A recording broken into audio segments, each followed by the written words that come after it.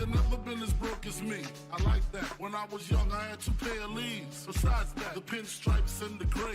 The one I wore on Mondays and Wednesdays. While niggas flirt, I'm sewing tigers on my shirt and alligators. You wanna see the inside? I see you later. They come the drama. Oh, that's that nigga with the fake. Wow, why you punch me in my face? Stay in your place, play your position. Here come my intuition. Go in this nigga pocket, rob him while his friends watch it. And hoes clock it. Here comes respect.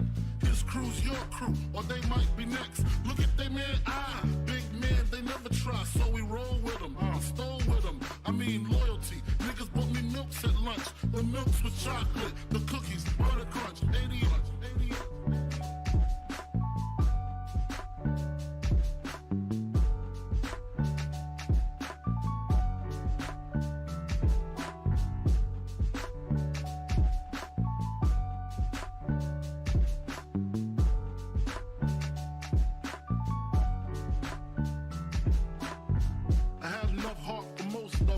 I got stuff for most of them soft. Even when I was wrong, I got my point across. They depicted me the boss. Of course, my orange box cutter make the world go round. Plus I'm fucking bitches ain't my homegirls now. Start stacking, dabbled in crack, gun packing. Nickname Medina, made the scenes, took my Ninas. From gym class to English, pass off for global. The only nigga with a mobile. Can't you see like total? Getting larger in waist and taste. Ain't no telling where this felon is heading. Just in case, keep a shell at the tip of your melon. Clear the space. Your brain was a terrible thing to waste.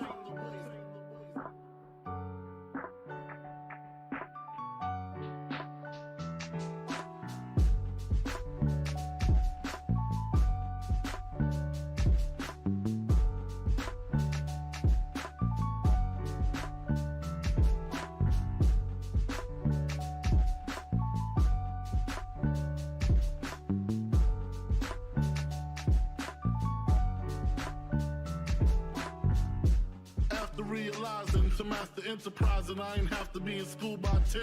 I then began to encounter with my counterparts of how to burn the block apart. Break it down into sections. Drugs by these selections. Some use pipes, others use injections. Syringe sold separately. Frank the deputy, quick to grab my Smith & Wesson like my dick was missing. To protect my position, my corner, my layer. While we out here, say the hustler's prayer. If the game shakes me or breaks me, I hope it makes me a better man.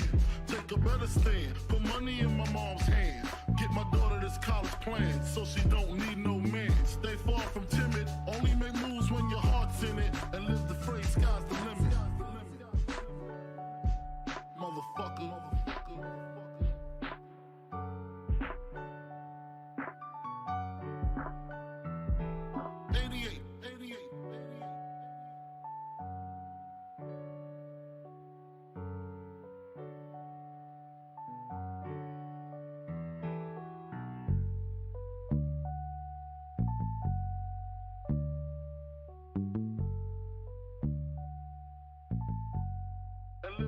Sky's the limit.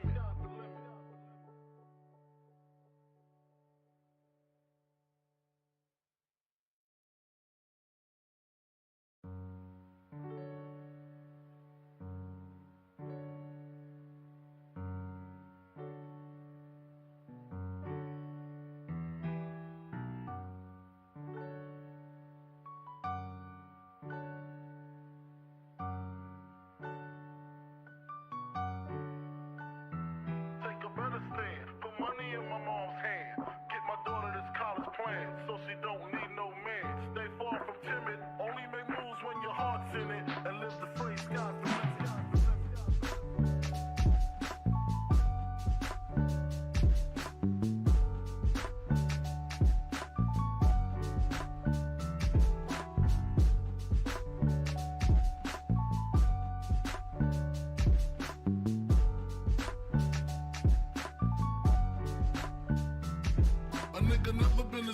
Me.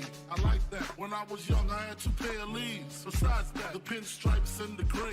The one I wore on Mondays and Wednesdays. While niggas flirt, I'm sewing tigers on my shirt and alligators. You wanna see the inside? I see you later. Here come the drama. Oh, that's that nigga with the fake. Wow. Why you punch me in my face? Stay in your place, play your position. Become my intuition. Go in this nigga pocket, rob him while his friends watch it. And hoes clock it. Here comes respect. His crew's your crew, or they might be next. Look at they man, big man, they never try, so we roll with them. I stole with them. I mean loyalty. Niggas bought me milks at lunch. The milks with chocolate, the cookies, butter crunch, 80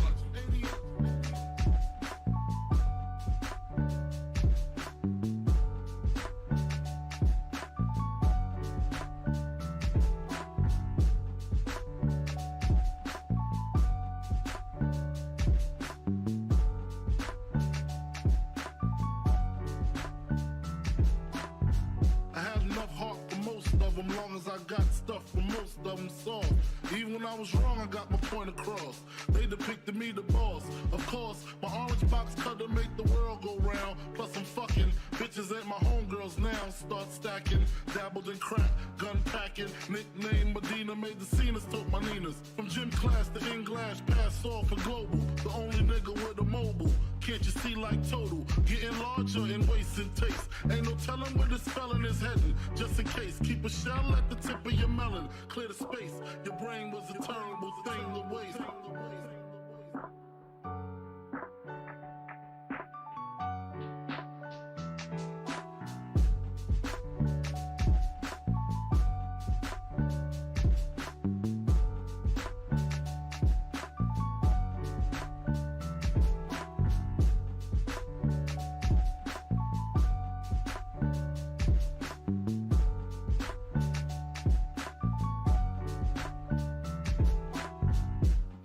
Realizing to master enterprise, and I ain't have to be in school by 10. All right, guys. Okay. Who we got? We got Durante in the chat. He says, "What's up, y'all? How's life? Happy Corbin versus Drew McIntyre at WrestleMania will be on standby." You know, that's the funniest part about that story is they're literally having Drew McIntyre run through the whole group, and he's gonna get to Happy Corbin at Mania. Imagine that. What a run through. What a feud. Happy fucking Corbin. But some of you people want to see Cody Rhodes in WWE. Meanwhile, Drew McIntyre can't get himself out of a fucking program with Happy Corbin at WrestleMania, bro. Man, oh man. I don't know if it's supposed to be like that, but I can see the glare from your... Yeah, here, I'm going to cover up my camera real quick and close my shades a little bit. Oh, okay. I don't know if that was supposed to happen. Yeah, it's getting dark soon anyway. Yeah. Wow. Okay, it's still kind of messed up. Give me 1 minute. Logan. He says, I don't want Cody. I want Stardust. Bro, same. I want fucking blonde ass Stardust. Bro, those edits look so ass, bro. Especially because he would probably do something around his tattoo and it would look even worse. Alright, better? Oh, I gotta wait for it to come back. Can't see you until I gotta watch the stream delay. You know what I mean? Yeah. Alright, I think it's better. That's definitely... Yeah, it's a little better. Okay, good enough, or should I just close the shades altogether? Do you want the shades open? I don't know. Kinda. Okay, yeah, I don't, who cares? I don't think it's bad. I was just pointing that out. Okay. Okay, well... Oh yeah, look at John without his glasses. Oh damn, I said that shit. Damn, you're just releasing my shit. You're just exposing my ass. Damn, bro. No one heard See that. how it is? No one heard that. Alright, well... Okay. Well, alright, man. We're gonna tackle this huge story first. I've split this into 4 parts. And it's this Cody Rhodes story, man. I've never seen a story with more moving pieces ever. Oh, I've I'm telling you. never seen we didn't even do the intro. Jesus Christ. Well, Well, right after we do the intro, we're gonna get into this. But I've never seen a story with more moving parts ever, and we were gonna make this a breaking news episode, but we decided not to because literally so much has came out in the past couple days. Where it would have been, we wouldn't have had all the information had exactly. Just had we did a came out, breaking news. yeah, had we came out with breaking news episode, because literally so much has came out until then. But before we do all that, if it's your first time watching, guys, do not know how this show works. Every Monday, we're on here with Notorious Unscripted, and every Friday, we are on here with the news at 4 p.m. Central. So, yeah, man. Also, speaking of Monday, if you guys did miss this past Monday's episode of Unscripted, you guys can now watch that on all platforms, including Spotify, Anchor, Apple Podcasts, Google Podcasts. I did that so off. That don't sound right. Anchor, Spotify, Google Podcasts, Apple Podcasts. And if you want to see it first, come right here on YouTube right after Monday Night Raw goes off the air and join us for Unscripted, man. Also, if this is your first time watching, you guys do not know who we are here at the Notorious Podcast. I am Johnny Mayhem, one half of the host of this very show. And as for the other half, we got my man Sir K here. How's it going, man? How's it going? I mean, fuck, bro. It is going good, bro. It's going good. Just chilling out, doing my normal ass shit. Just chilling, bro. Nothing else much to do, man. Oh, I can't wait to watch SmackDown tonight. That's a lie, but sucks. I probably won't really get to see much. Like, I feel like they're gonna put the Jay White match on first for Rampage, so I'm gonna guess we're probably gonna have to miss that live, which it's fine, but Yeah. it's just weird. He'll they have put more. Exactly, and it's against Trent, so we're not missing much.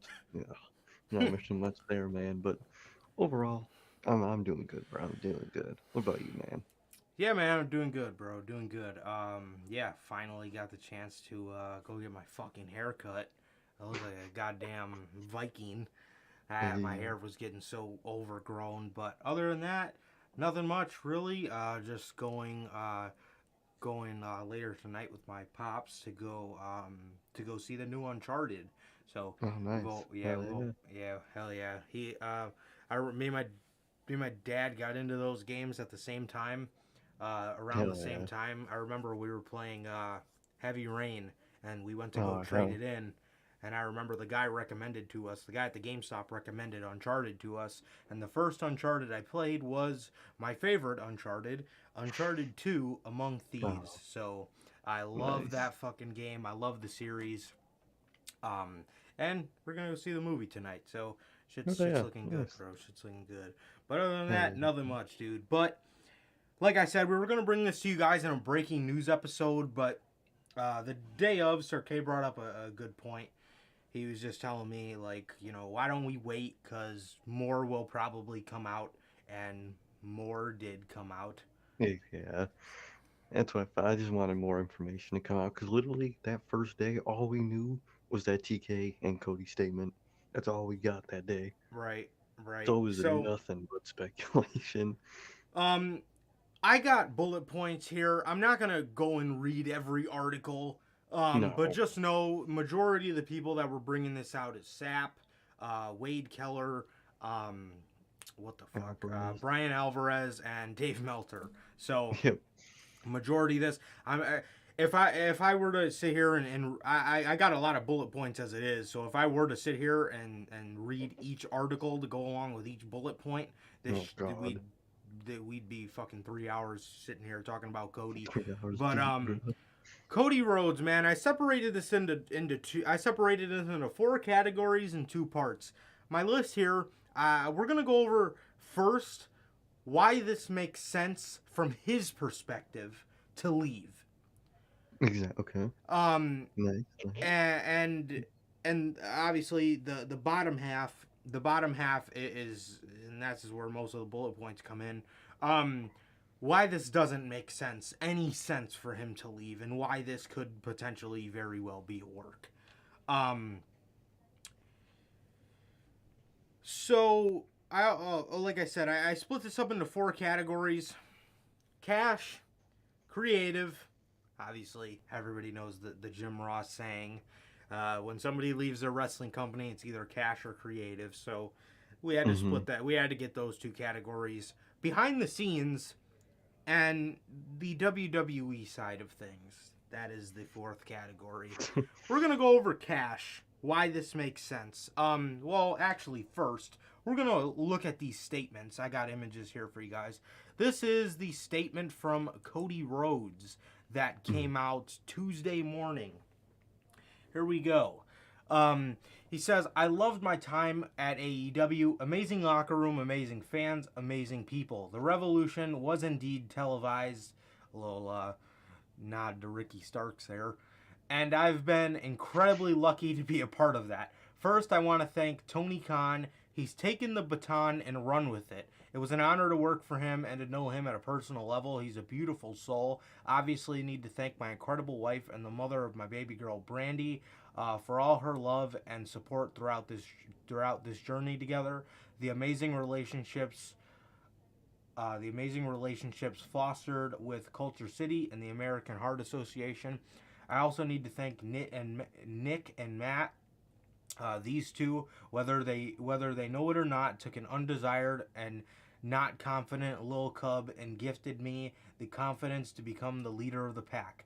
Kenneth Omega, what the fuck? Chris Jericho, Chicken, we started the fire. I must thank Tim, with W. Keith, M. Greg, W. and the amazing production crew who understood and captured the vision with such grace. I can't name everybody, but thank you to Mega, Margaret, Harrington, Jeff Jones, Dana, Tony Schiavone, Byrne, Raph, and the hardest worker in the game, QT Marshall, for propping me up and kicking me in the ass when I was running on fumes. I must thank all my kiddos, MJF, Jade, Sammy, Darby, Lee, Ricky, Tom, The Guns, Brock, Velvet, Nyla, Aubrey, Turner, Vanilla, Solo, Spears, Julia, Anna, Will, Wardlow, Sonny, Fuego 1, and of course, Negative 1. While we're at it, give Jade the Cody Vader. Also need a moment to thank the great partners at Warner Media, Brett, Sam, and the rest of the team. I have so many milestones and beautiful memories of this renaissance through the sweat, blood, tears, literal fire, and all that. I left it all on the mat. Everything pales in comparison to the final contribution. I was empowered to lead at the company, the community outreach team, in the most inward of moments. Your outward behavior and your ability to take fame/influence and do something of value for the communities you visit, whether the cameras are on or off, is the biggest honor. I'm confident Amanda Huber will lead the department with style. I'm so proud of my creations and contributions and the items I supported or collaborated with such wonderful professionals. Thank you, fans. Y'all did the work. Let's live forever. And that was the statement that Cody Rhodes put out Tuesday morning. Such a crazy thing to wake up to. And we're going to go over some things we found weird in that. We definitely got those bullet pointed. What were you saying? No, I was just reacting. Now, AEW put out this statement. AEW put out this statement after Cody put out his. Well, this is Tony Khan's statement. Cody and Brandy Rhodes were integral to the launch of All Elite Wrestling. Cody's ability, combined with his boldness and his passion for our industry and his love for the community outreach, helped AEW deliver our mission to give fans what they needed for far too long. Something new, innovative, and lasting. Brandy helped us shape the AEW story, and I appreciate how hard she fought for us both in and out of the ring, competing in the women's division while advancing our efforts at inclusion and civic causes, including great partnerships with Culture City and the American Heart Association. I have immense respect and appreciation for Cody and Brandy, and I wish them all the best as they move on from AEW. Thank you, Cody and Brandy. Tony Khan, CEO, President, General Manager, Head of Creative, All Elite Wrestling. And that was the statement that Tony Khan put out Tuesday morning after AEW, or after Cody put out his statement on leaving AEW. Man, there's a lot to uncover here. First off, we're going to start with Cash. Mm-hmm. So, rumors come out that these are things that we're going to go over why this makes sense from Cody Rhodes' perspective to leave AEW. So, I just seen a tweet regarding what Wade Keller had said just before we went on, while the Stream Starting Soon screen was playing. I guess this goes along with this. Wade Keller talked about how much Cody was asking for in his AEW contract. He says, and I quote, "People who I have talked with, or people who have talked to key people, say that Cody was asking for millions per year. The estimate is kind of in the 3 million plus year range." And then at the end of JD's tweet, he said, "Sounds like Cody wanted to kill the Revolution." Okay, So there's that, which just dropped. So we hear rumors on day 2. We didn't hear a fucking thing about this on day 1, and we'll get to that when we go over why this doesn't make sense. Apparently, Tony Khan is budgeting. Now, I'm also hearing, you're going to hear this a lot because I've never seen a story with so many moving parts. Now, I'm hearing Tony Khan wants to sign 3 major guys now that Cody Rhodes is gone. And now, that kind of makes all the sense in the world, considering that he can pay 3 top guys, Wyatt, Johnny, and somebody else. Somebody who's probably going to get Jeff Hardy $1 million a year between the 3 of them.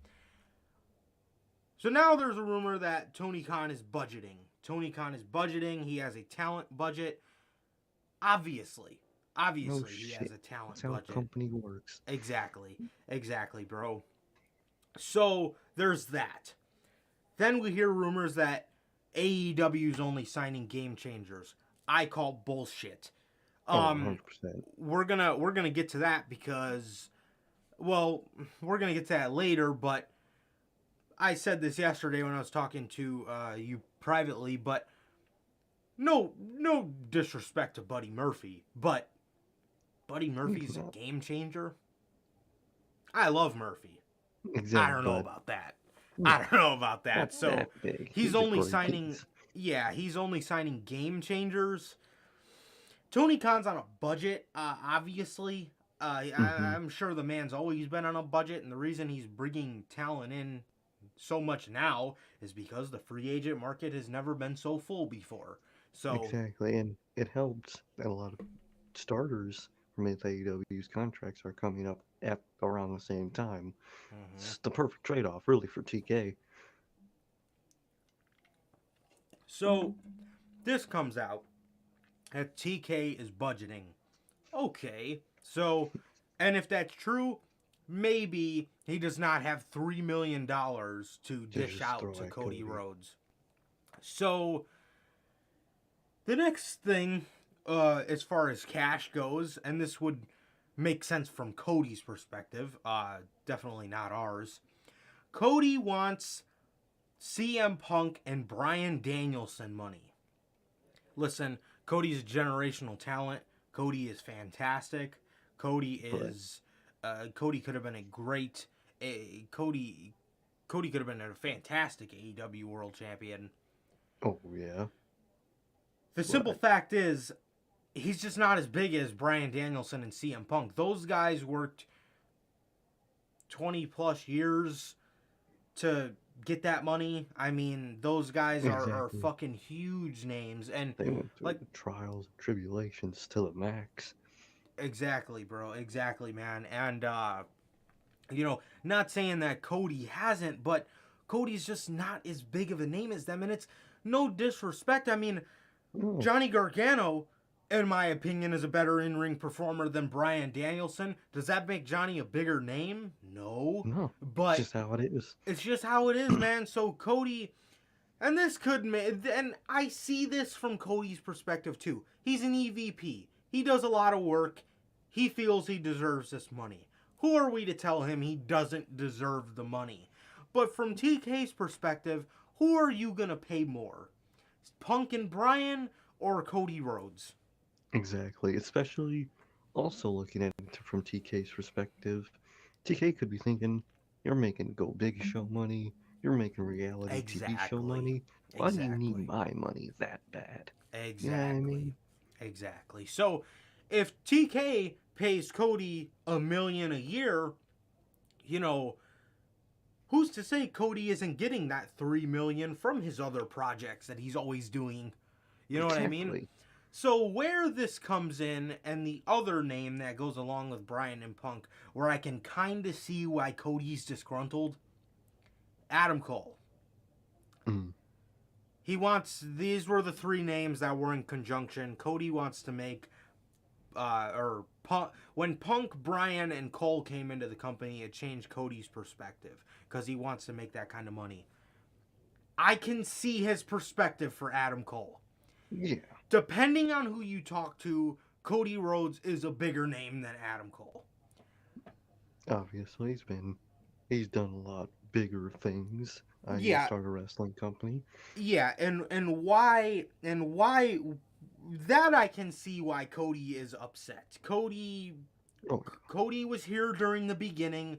Why is Adam Cole getting paid more than Cody Rhodes? I can understand that. I know Adam Cole is a better in the ring. That's not what we're here to talk about. Cody Rhodes is a more polarizing character. I love Adam Cole, but if I were to choose one on my TV screen, I would choose Cody. That's just me being honest. He'd make me more money, so I would choose Cody Rhodes. Yeah, and I love Adam Cole. I would absolutely have Adam Cole on my roster. Not trying to disrespect Adam Cole, but I can understand that.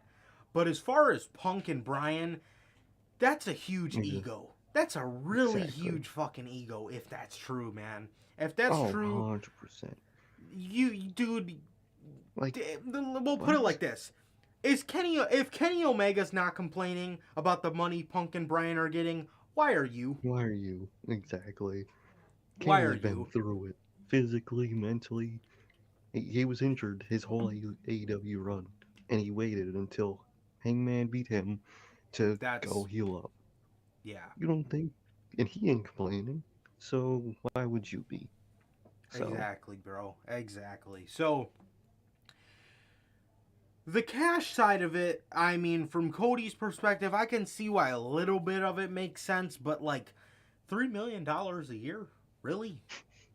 $3 million? That's a lot to ask.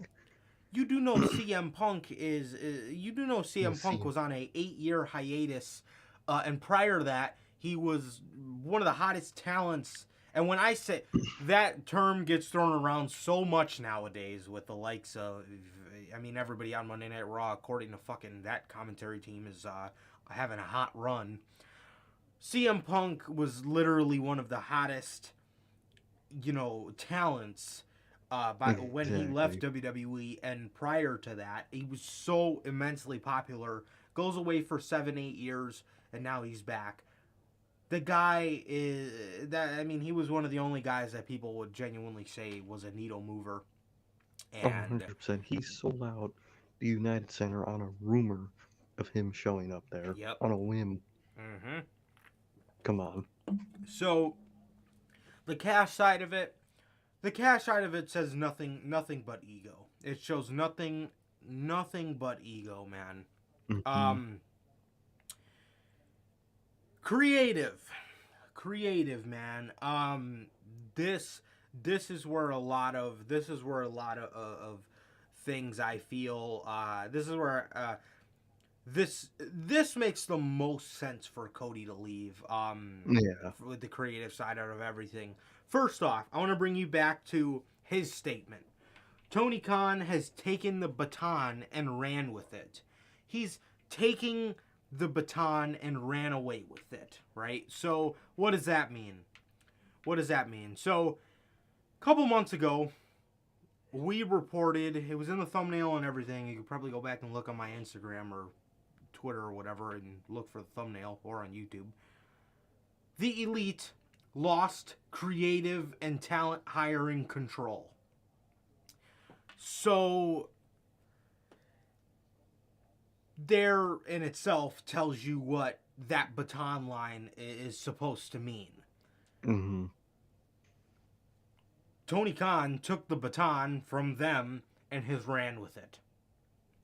That is the biggest thing in itself. Is I feel like what was most important to Cody was creative.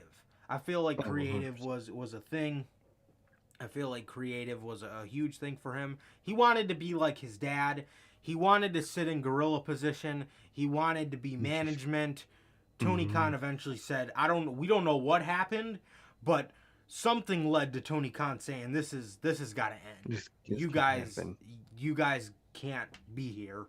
This is, so then this goes into a rumor that we're hearing of TK fallout. Him and TK have a fallout. What the hell does that mean? What could they have possibly fallen out over? And then it makes me think, did Cody not want to turn heel? I mean, what was the disagreement? Exactly. What could the disagreement be around? Because it's not like Tony's gonna ask him to do some weird shit. And then could it have been the other way, which I don't see at all? Did Tony Khan want him to stay babyface? I don't see that at all, considering Tony has been such vocal about listening to his audience. So that points it in one direction. And he kind of brought it up, and we're going to talk about it next. Is this man really that delusional? He really didn't want to turn heel that bad? Like, really, bro? Like, and, Sir K mentioned this the first day we talked privately. He said to me, what's going to happen if WWE wants him to turn heel? Was he going to cry and pout and say no? Exactly. They're going to ask him that. If he actually goes there and he signs a multi-year deal, they're going to turn him heel one of those in the last year or whatever the hell. They're going to want to. Like, what? And the more he's vocal about it, the more they'll want to do it. Because they're petty like that. Tony Khan ain't petty like that. He was just saying that, for him to turn heel because that's what the fans wanted. That's what made the most sense. But Vince, he hears you don't want to do that shit and he wants you to, he's going to really want you to after that. Yeah, absolutely, dude. Absolutely. Then this circles around to Cody Rhodes wanting to be the center of attention. This could have made sense on Cody's part because with all these big names, Cody's name was just slipping down the card. It was just slipping down the card. Fast, too. Because he didn't want to turn. He didn't want to turn. And I feel like he maybe... I love where they were going with the story, but if it really was at a point where he didn't want to turn, I feel as if he knew, I'm not going to turn. The fans already hate me. If I don't turn, my name's slipping down the card. Because would Cody Rhodes have been, would have felt on such thin ice if he was like, okay, well, I'm kind of telling the biggest story in AEW right now. This is all going to lead to my heel turn. So how far was his name really from slipping down the card if he was going to turn heel? The only way he could have been scared, as if, oh fuck man, my name's slipping down the card, is if he wanted to stay babyface. Exactly, because nobody wanted to see him as a face. Because if he was his team, his wife. Yes, bro, because if he was face, his name was drastically slipping down the card, and that is the only way I can possibly see this man being scared, as in, man, my name's slipping down the card because I don't want to turn. Because if he knew he wanted to turn heel, he wouldn't have been worried about that. My name's slipping down. His name actually wasn't even slipping down the card right at the end, because that January. Exactly. So, and if it is about ego, and he did that promo referencing that people want him to turn heel, acknowledging, that he knows that, but he doesn't want to turn heel, he sees people are actually looking at him again when he teases turning heel. And if he doesn't want to turn heel, then people are going to just look right back the other way even harder after that. Exactly, man. So, he... like I said, if he was gonna turn heel, he wouldn't have been scared about shit. He's okay. Well, my name's just gonna go right back up when I actually do the turn, because he already had people hooked with that January 19th promo, and shoot right back up. Exactly, but the only way he could have been like, man, my name is slipping down the card fast, is if he was like, man, I'm not gonna turn heel, and these fans are really gonna get upset. And these fans are just gonna completely give up on me. Exactly, bro. So this all boils down to, Cody wanting to be the center of attention, and he just wasn't. He just wasn't, man. Not the most interesting thing. Yeah, I mean, how could you? And that promo on the 19th, man, where he just talked with.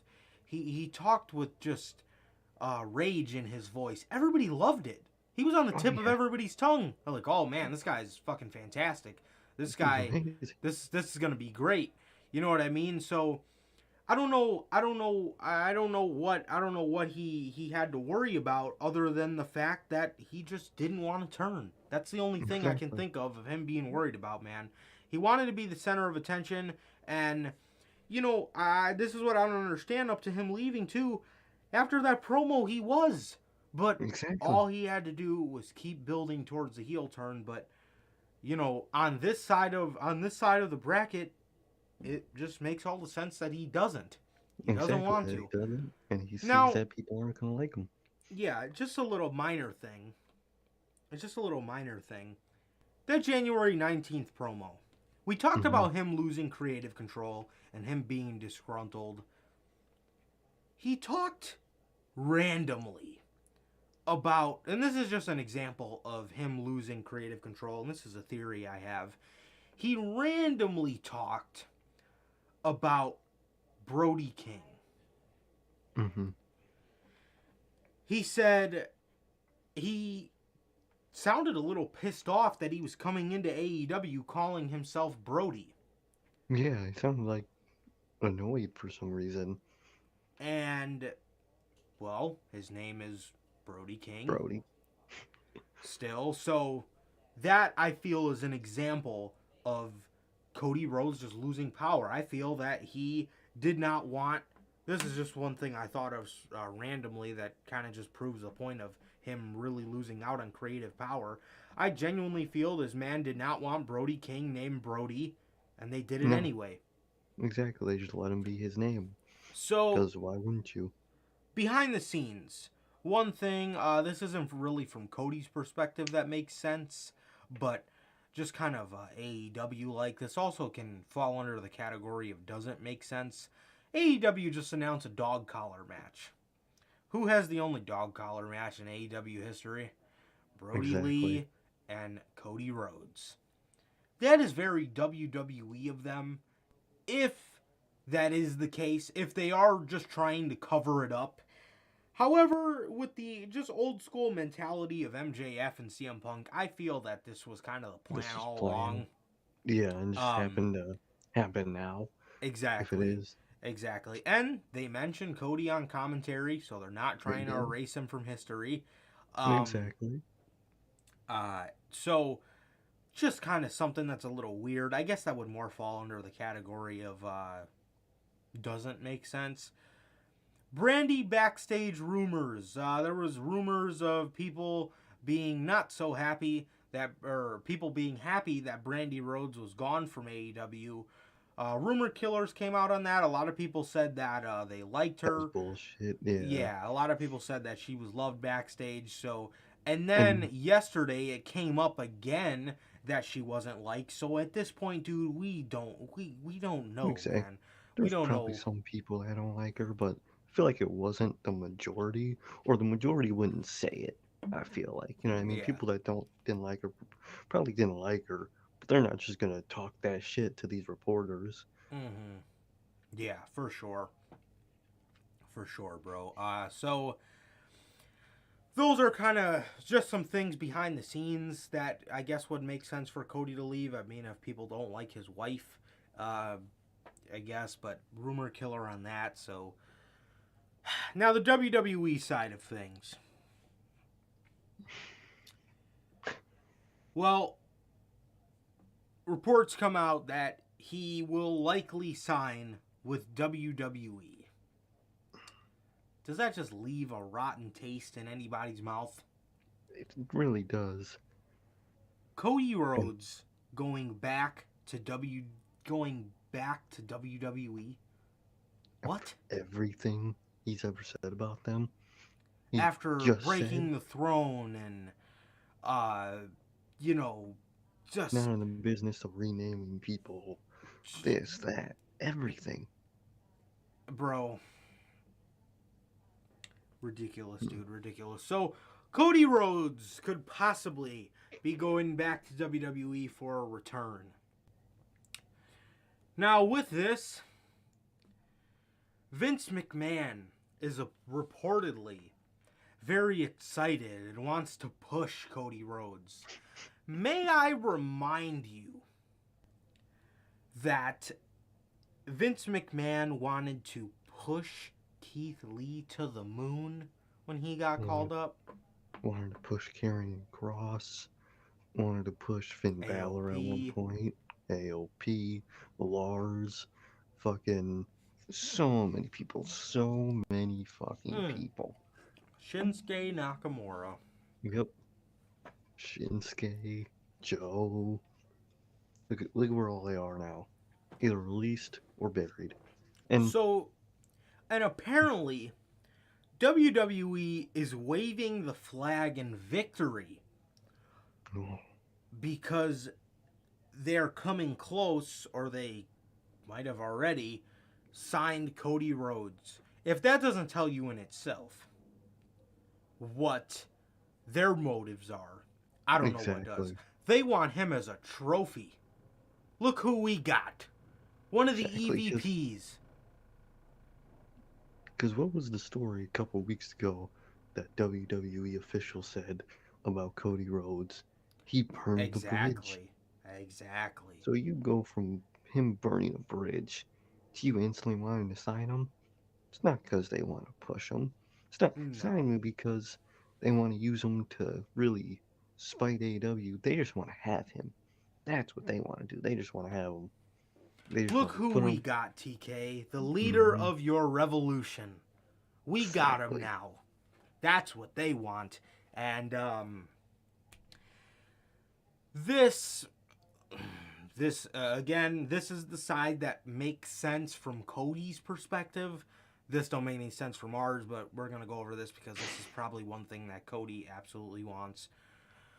Cody Rhodes is reportedly going to be a part of Vince McMahon's team and work heavily with creative. How long will that last? Really? If Vince McMahon's going to put Cody on his team? And how long before he gets kicked out and he just gets put in the yeah, you know, you can you produce your own matches. Yeah, that's about it. But it has to get approved by us. You know, Exactly. you can come up with your all your ideas and they're great, but you got to run them through us. And you And we know, kind of nine want you to face times, this person for this yeah. pay-per-view. Well, you know, I understand you want to be in this program, but you know, we want you to face. We're adamant that you face Happy Goldberg. Corbin, man. We want you to face Goldberg. You're gonna do the storyline where you avenge your father, and it'll be great. But you can do whatever you want, Cody. But just make sure you check with us first. Exactly. That's what Cody being on Vince's team is gonna mean. That doesn't make any sense. I can see how that makes sense from Cody's perspective. If Cody's going back to WWE and he's that delusional, I can absolutely see how this makes sense in his head. I can absolutely He see. thinks that he's gonna really be running his own shit, like the start of AEW, but that is gonna crash unbelievably hard. Bryan Danielson was on the creative team for SmackDown and he was helping out. Exactly. Bryan Danielson also, towards the last great story he told with Roman, he was working with Roman. They will listen to Paul Heyman. They'll listen to Roman. And why? Because it's fucking Roman. Exactly. You know what I mean? Otherwise, what was Danielson doing while he was on the part of the creative team? Not much. No. Not much, man. He was doing what Paul Heyman was doing, just be able to put the people that deserve to be on TV.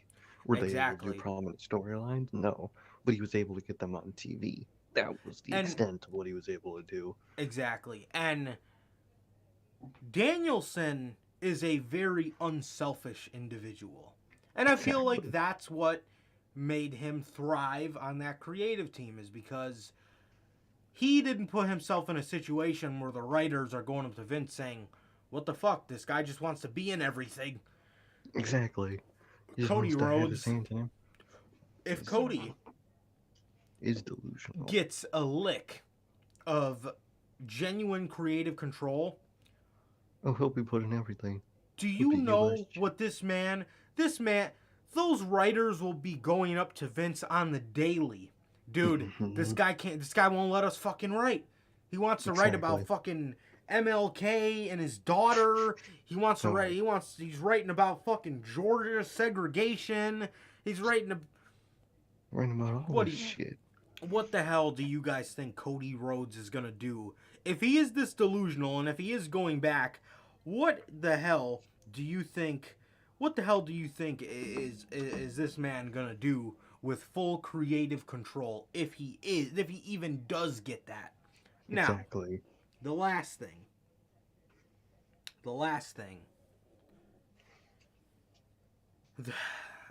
This would make sense from Cody's perspective, I guess. A WrestleMania appearance. WWE have already teased a WrestleMania surprise. They've teased a surprise for Mania. Actually, when we go over the Stone Cold news, we'll kind of talk about what the surprise could be. They've teased a Austin-like surprise. It's that Austin-like surprise is not Cody. Cody is not Austin-like. He is not. Love Cody, he's just not. It's Stone Cold. Dude, it's Stone Cold, man. Like, you're not going to be as big as Stone Cold. And they got to realize, too, when WWE says an Austin-like surprise, it'll just be The Rock. Yeah, that's the rumor. Yeah, that's the rumor. Exactly. So, well, there's another one, too, but when we go over the Austin stuff, we'll... It'll be Hulk Hogan. Oh, man. The NWO show.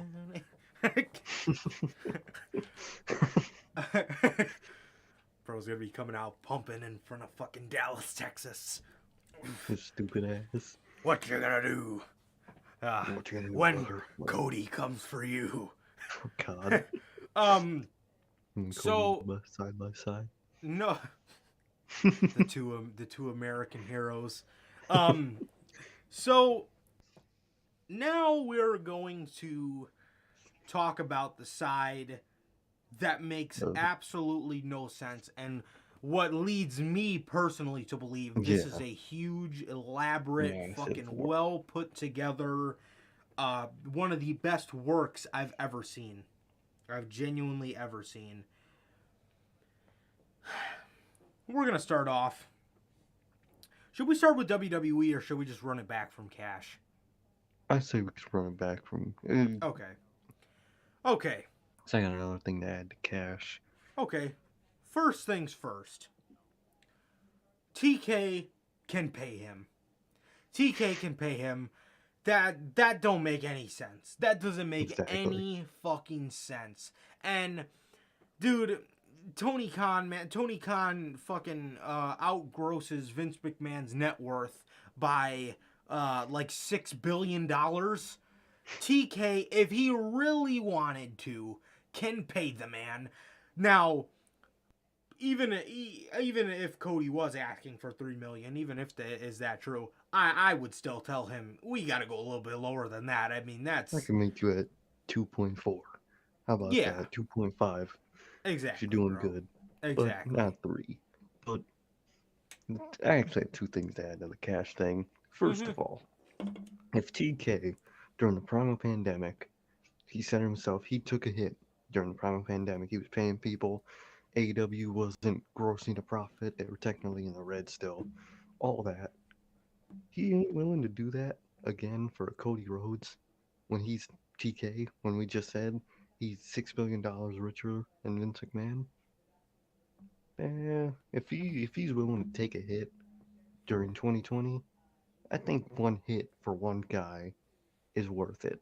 You know what I mean? But the other thing, that main Cash rumor about, the who reported that, the Wade Keller, budgeting and them being in the red, and that one. The one with Cody where he's asking for $3 million. Oh yeah. That story comes directly from Wade Keller, whose other story about Brandy being hated has been debunked. So how much of a good source is Wade Keller really? Really, I've never heard of Wade Keller before now. I've heard of him briefly, but I know he's not one of the main ones, like a Sap or. Exactly, but just that's a good point. Seems real fishy to me. It seems real fishy to me because this was the second story. Like Tuesday, they dropped this all crazy. And on Wednesday, all the rumors started. The first one to start was him going to WWE. That was the first thing that started after that. And then it was the Cash shit. So, I don't know, man. The Cash part seems real fishy to me. It does. It doesn't. It just doesn't. It doesn't make sense, bro. It doesn't make a lick of fucking sense. It genuinely does not, man. Yeah, bro. I mean, I don't understand. This guy, man. The Cash part just makes no fucking sense, bro. It makes no sense. And those are great points that you bring up too. If TK took a personal hit during the pandemic, he can't take a hit for the guy he christened the face of the revolution. Seems a little fishy. Exactly. The creative part. This is where things start to get a little interesting. First off, no matter if he wants to believe it or not, Cody Rhodes. See, we've seen the Punks come in, the Bryans, the Coles. No matter what, Cody was always the face of the revolution. He always was. No matter what. He was, exactly. And that as well. He was the voice as well. He was the voice of it. He was the face of it.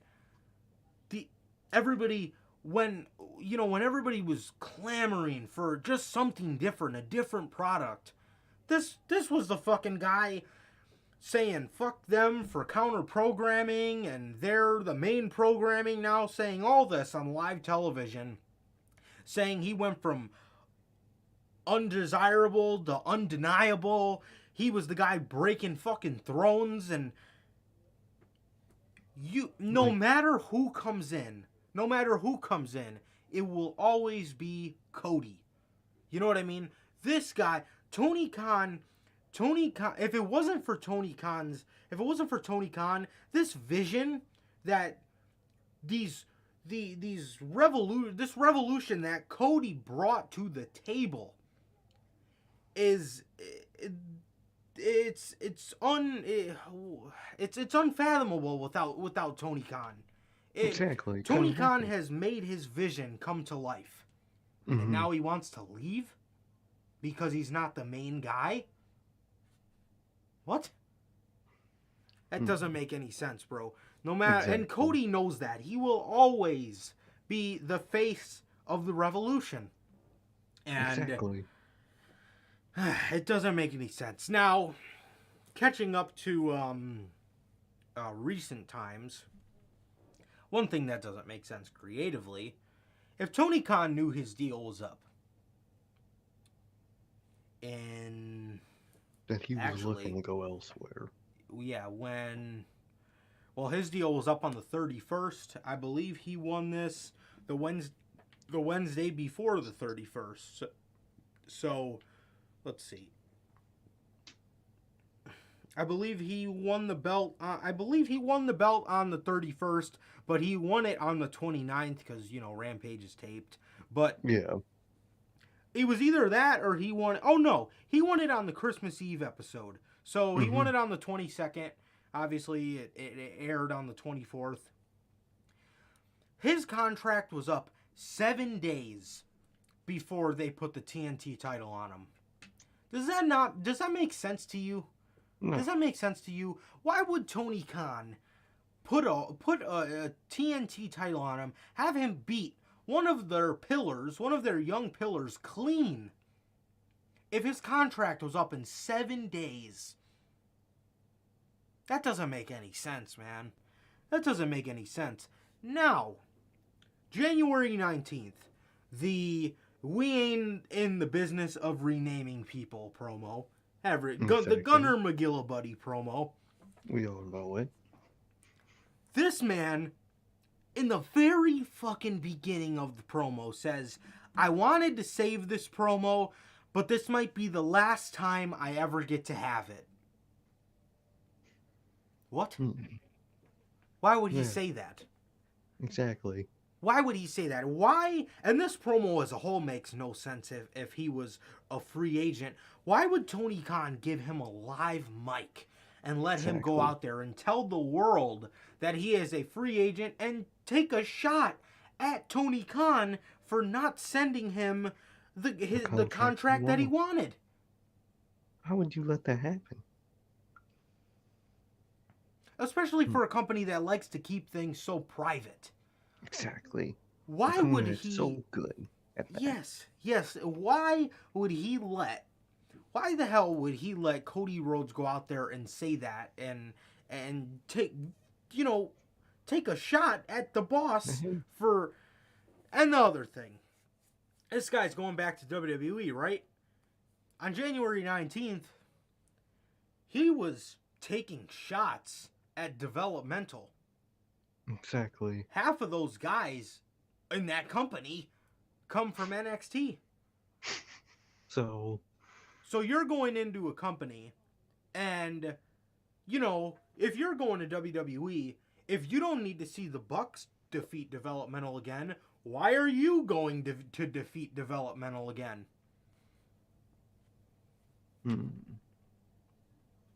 And don't one thing sense. I like to add to the creative tab, I was thinking, I just realized this, back in New Japan, before AEW, before it all, that whole Bullet Club thing with Kenny and Cody, that whole storyline was a heel, Cody Rhodes, trying to take over the Bullet Club because he thought he was the best for it. He thought the whole storyline was he was delusional.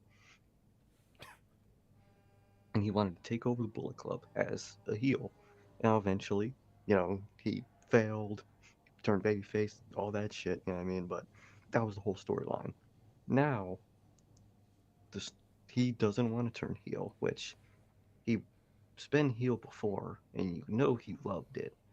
So Yes. why does he not want to turn heel now for all reasons?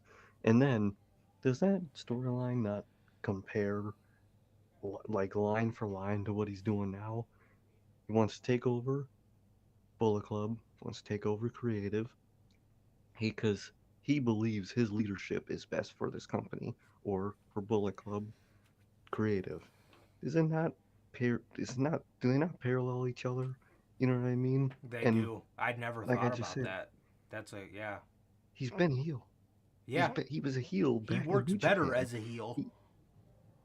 Exactly. That's when he was before AEW, when he was as hottest that he's ever been before AEW was created, when he was trying to take over Bullet Club. So why is all of a sudden does he hate being a heel now when that's what's made his career on the indies was being that Exactly. amazing heel? Exactly. Seems fishy, man. It really Yeah, does. and also Meltzer brought up this. Even Meltzer said himself, this could be a work. Meltzer It said could be. that himself. And, you know, AEW, Meltzer brought up this point as well. He said, if they were to do something like this is taking a page out of the Brian Pillman story when he Exactly. actually was released from WCW per storyline, but then he kind of went off the script himself, kind of ruined it, and genuinely signed a WWE contract. Exactly. Does that not parallel to what Cody's doing now? They have his son contracted, so clearly they care about developing him, and they are great fans of Brian Pillman's work. I was about to say Brian Kendrick. Um, Clearly they're fans of the Pillman work, so Exactly. So, mm, um, seems yeah, it doesn't make any sense. And like you said, this is the Bullet Club story on a bigger scale, on a way bigger exactly. scale. You know, Instead of the Bullet Club, it's a company. It's a wrestling company that he created. Because back when he was doing that Bullet Club shit, I vaguely remember parts of what he was saying back mm-hmm. then. He say he created the Elite back then when he was heel in the Bullet Club that he I think so. created Yeah. this Well, he says he when he creates wanted everything. exactly, but He created that's a segregation. pattern he did create. Well, no, he ended Oh, it. and yeah, that's what I meant. He created the first He interracial marriage. and the first interracial daughter. Exactly, He did. but First one ever. with Cody, man, it's a pattern. I just realized that, but it's a big pattern from what Yeah. he was doing in back in New Japan with the Bullet Club, man. It's real fishy. Absolutely. Absolutely. So, this is where things get interesting. The behind the scenes stuff and the WWE part of it, man. So, we're going to start off with behind the scenes. This is where shit gets real interesting. So, first off, this is a minor one. I kind of just put this in here for the fuck of it.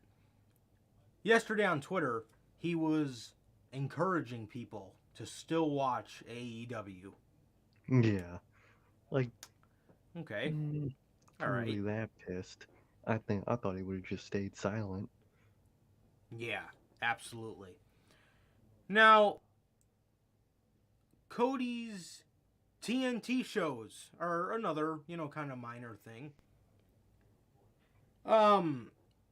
One thing Yeah, that doesn't make sense whatsoever is Cody Rhodes knows WWE is not going to let him do that. They exactly. already have their movie star guy, The Miz. They already got him. You don't want more of that. They hate when people become big movie stars. They hate that Yes, shit. Why do you think The you Miz are doesn't do actual movies? exactly. And well, yeah, he does his shitty WWE studio movies because that's all they allow him to do. That is all they allow him to do because in WWE, there's a rule. You cannot be bigger than WWE. You Exactly. can't. That's a It rule happened in with The Rock. WWE. It happened with The Rock and Cena. It'll never happen again. They'll never Hey, want it to happen again. yeah, Hey, unless somebody does it on their own, you know. exactly. Look at Bray Wyatt. The Yeah. first thing he does after leaving is make a movie. You don't think he had plans or wanted to do that the whole time he was there, but he just Yeah. couldn't? Yep. Yep. Mhm. Deny from WWE. So, those are kind of the two minor things. The big things. Brandy and Cody's executive jobs. You know, Mhm. if Brandy Rhodes this is one thing that makes no sense. If Brandy Rhodes is not following him to WWE, and that's the rumor, she just gave up her chief branding officer job just because? Just Does that for make her any husband? sense? That makes zero fucking sense, dude. Exactly. That It's absolutely makes no sense. And Cody as well. Dude, bro, you ain't gonna be on Vince's team. no. Vince puts fucking yes men on his team. Vince puts Bruce Pritchard on his team and Johnny Ace, People Power. That's who he's putting on his team. He's not gonna put an AEW fucking EVP on his team. Are you No, especially retarded? with Cody's ideas. Dude, He's hell gonna no. reject every one of those ideas. This guy's not gonna put an AEW guy on Cody his James. team. The And I fuck? see everybody saying, "Oh, well, this is gonna be a good thing. This is gonna open the door for other WWE guys to or other AEW guys to make the jump." I don't know, because if Cody makes this jump, a lot of those guys aren't as delusional. I can't even really see a Jade because they gave up on her once. They gave up on Wardlow. They gave up on a Darby, a Sammy, a Ricky. Exactly. You know, all these guys they said no to until they were in AEW. Then, oh, hey, well, we'd like you to come in for a tryout. Exactly. Now? And for the family man that Cody is, Yeah. they told Jade that WWE is her family now when she was talking about her own family. That's all that motherfucker talks about is his damn family. So, do you think that they're gonna want him to always bring up his family, go take off time to be with his family? You know, like, does he? They wouldn't do that shit, and he knows they wouldn't do that shit. He's heard it firsthand, and he's been there firsthand. So, just fucking weird, man. It's just so weird, dude. It's so fucking weird. Now, like I said, man, Cody Rhodes is giving up his EVP job to go be on Vince McMahon's team. Come on, dude. Come on. And, you know, the only interesting thing for Cody to do in WWE is off the table. It's a match with Triple H. That's Can't it. fix him. Triple H can't wrestle anymore. I really don't think he could ever wrestle again. Oh, probably not. So, Probably what are you not. gonna do? They don't even allow that man in a creative position anymore, let alone have a match. What do you do? Have a match with Goldberg? What the fuck? You guys both have fucking heart attacks. The both of them. Exactly, bro. So, Goat. yeah, goat's man. They're probably gonna bury Stardust. Exactly. That's what they would do. They would make him be Stardust again. Hey, it's Goat Fedna. What's up? What's up, Fedna? How is it, man? How you been, bruh? No, man, but it does not make any sense, bro. It does not make any sense. Now, we hear this really makes no sense. The EVPs have a better relationship. Exactly. They had a better relationship before the end of Cody's AEW run. Now, you can see this in the perspective. I can see where somebody would see this in the perspective of, well, they all were getting along because they knew Cody was leaving and he wasn't going to be a problem anymore. If he was a problem, I don't know about that. I don't know. I really don't believe that side of it. These guys, I feel, were like, yo, what are we fighting for? We did all this just to hate each other. You know, it doesn't make any sense, bro. It doesn't make Fuck. And another thing with this part of that Cody news, how was everybody heartbroken over the leaving of Cody Rhodes if they didn't have a good relationship with Cody or Brandy? exactly. How is everybody heartbroken? Even more fishy ass shit with this. Yeah, absolutely, bro. Absolutely. Listen, Fuck. Hook. I'm sorry, Boy. bro. I'm sorry, man. Big Swole probably wouldn't like this show. She probably would not. I don't know what you want me to do, man. I'm sorry. One glance and she's out. Deeply apologize. This podcast is not diverse enough. I apologize. Yeah, man. And like you just said, if everybody was heartbroken over Cody leaving, and we just seen all the EVPs back together, taking pictures with -1, and I don't know, man. I don't know. I really don't know, dude. I really don't know.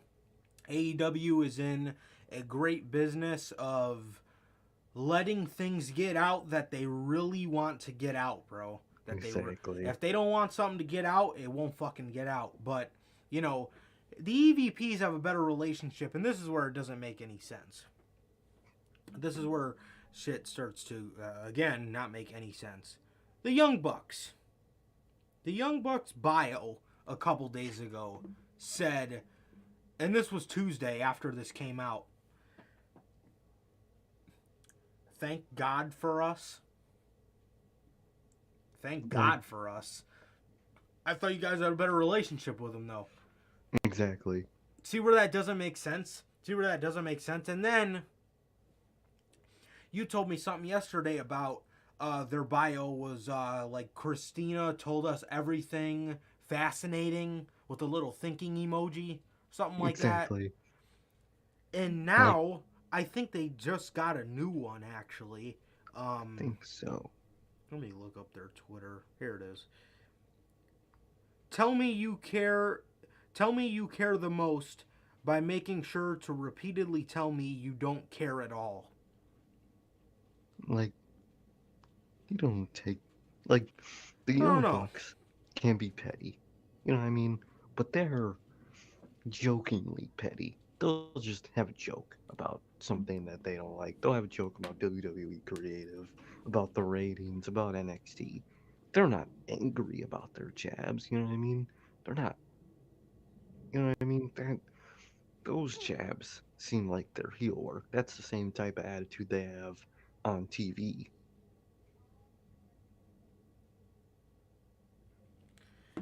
Exactly, bro. Exactly, man. Yeah, bro. It doesn't make any sense. I don't see the Bucks if somebody actually departed from their company. I don't see them being the type to I don't see them being the type to say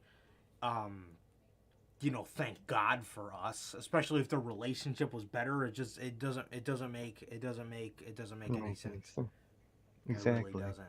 It really doesn't, man. But this is where things get really interesting. On Sammy Guevara's New Year's vlog. Mm-hmm. This is where I think it begins to show. Cody talked about the fans that boo him and cheer him. He says, on fans booing and cheering him, how both set of here's the quote. He says, I have no complaints. I am thankful to the fans that cheer me. I am thankful to the fans that boo me, because both set of fans are getting ready to go on a ride that's just bizarre, and it's not the path you think. We're going to do what's never been done before. Never been done before, huh? like a EVP leaving for being disgruntled? Why would he say that? And he said that, what, a month, a month and a half ago, maybe close to 2 months? If he was disgruntled, the way people were saying he was disgruntled, he would be Okay. he would have been disgruntled at the time of saying all that. You know what I mean? At the time of saying that in that vlog, he would have had his decision that he's not resigning. Why would he say that if he really thinks he's not resigning? Hmm? Dude, it doesn't make sense, bro. I think that in itself, and then he says, and then he took another shot at WWE in that same thing. He took another shot at WWE and he says, my mom told me if I left WWE, I would be screwed. Mm-hmm. And you're gonna go back? You're gonna go back a couple months down the line? That's some weird shit, man. It's some weird ass shit. Yeah, it's just fishy, man. It is.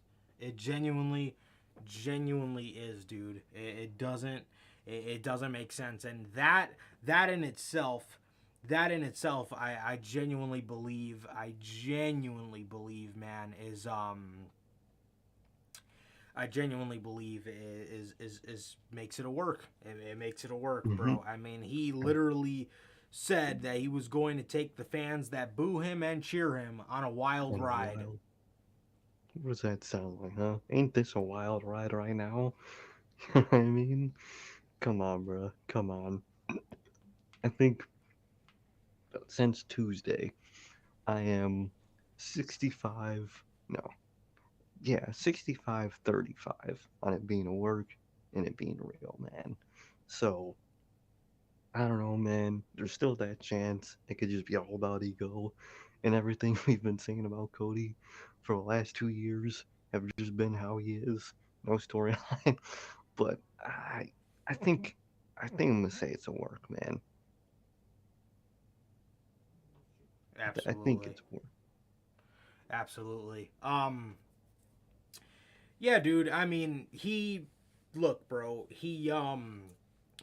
I mean, that in itself, I genuinely like just by that quote, man.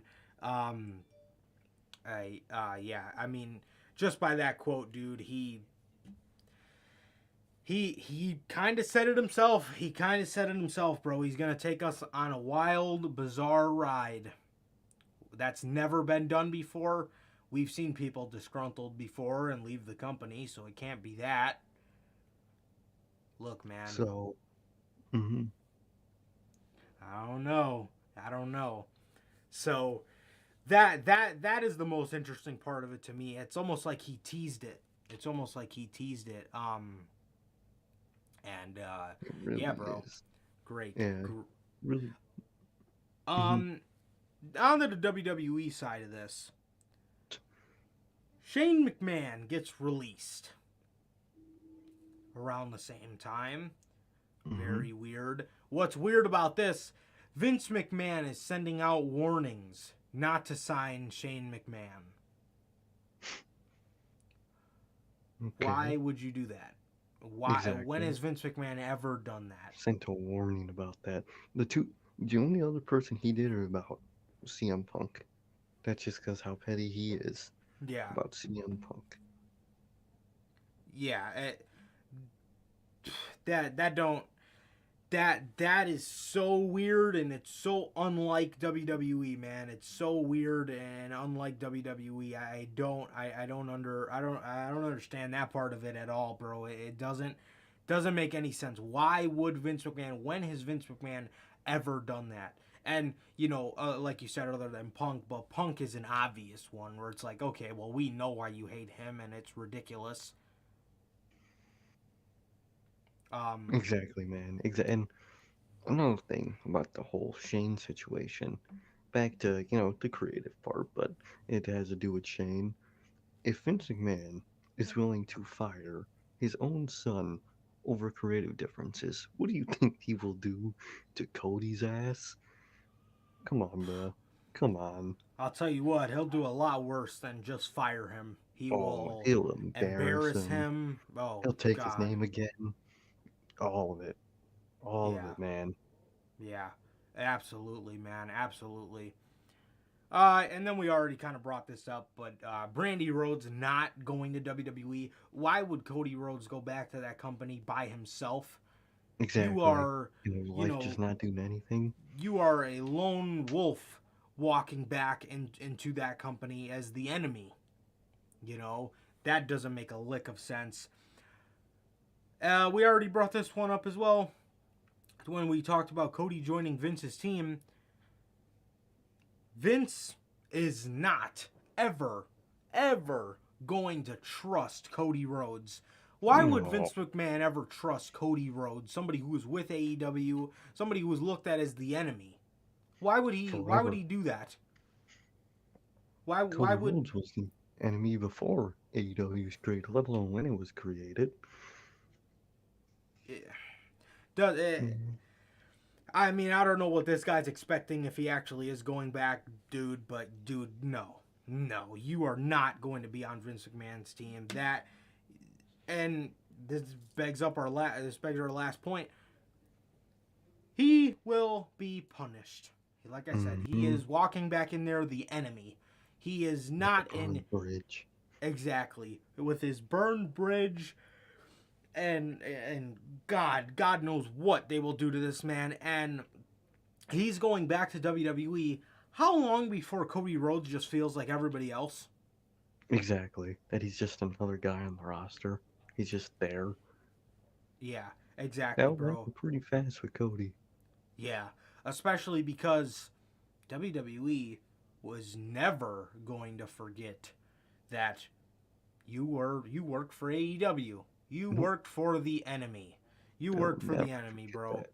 And they will never forget that, and he will be punished. And we talked a while ago about how Cody wants to be the center of attention, and you're going back to WWE? Exactly. Vince McMahon still punishes people that were in WCW.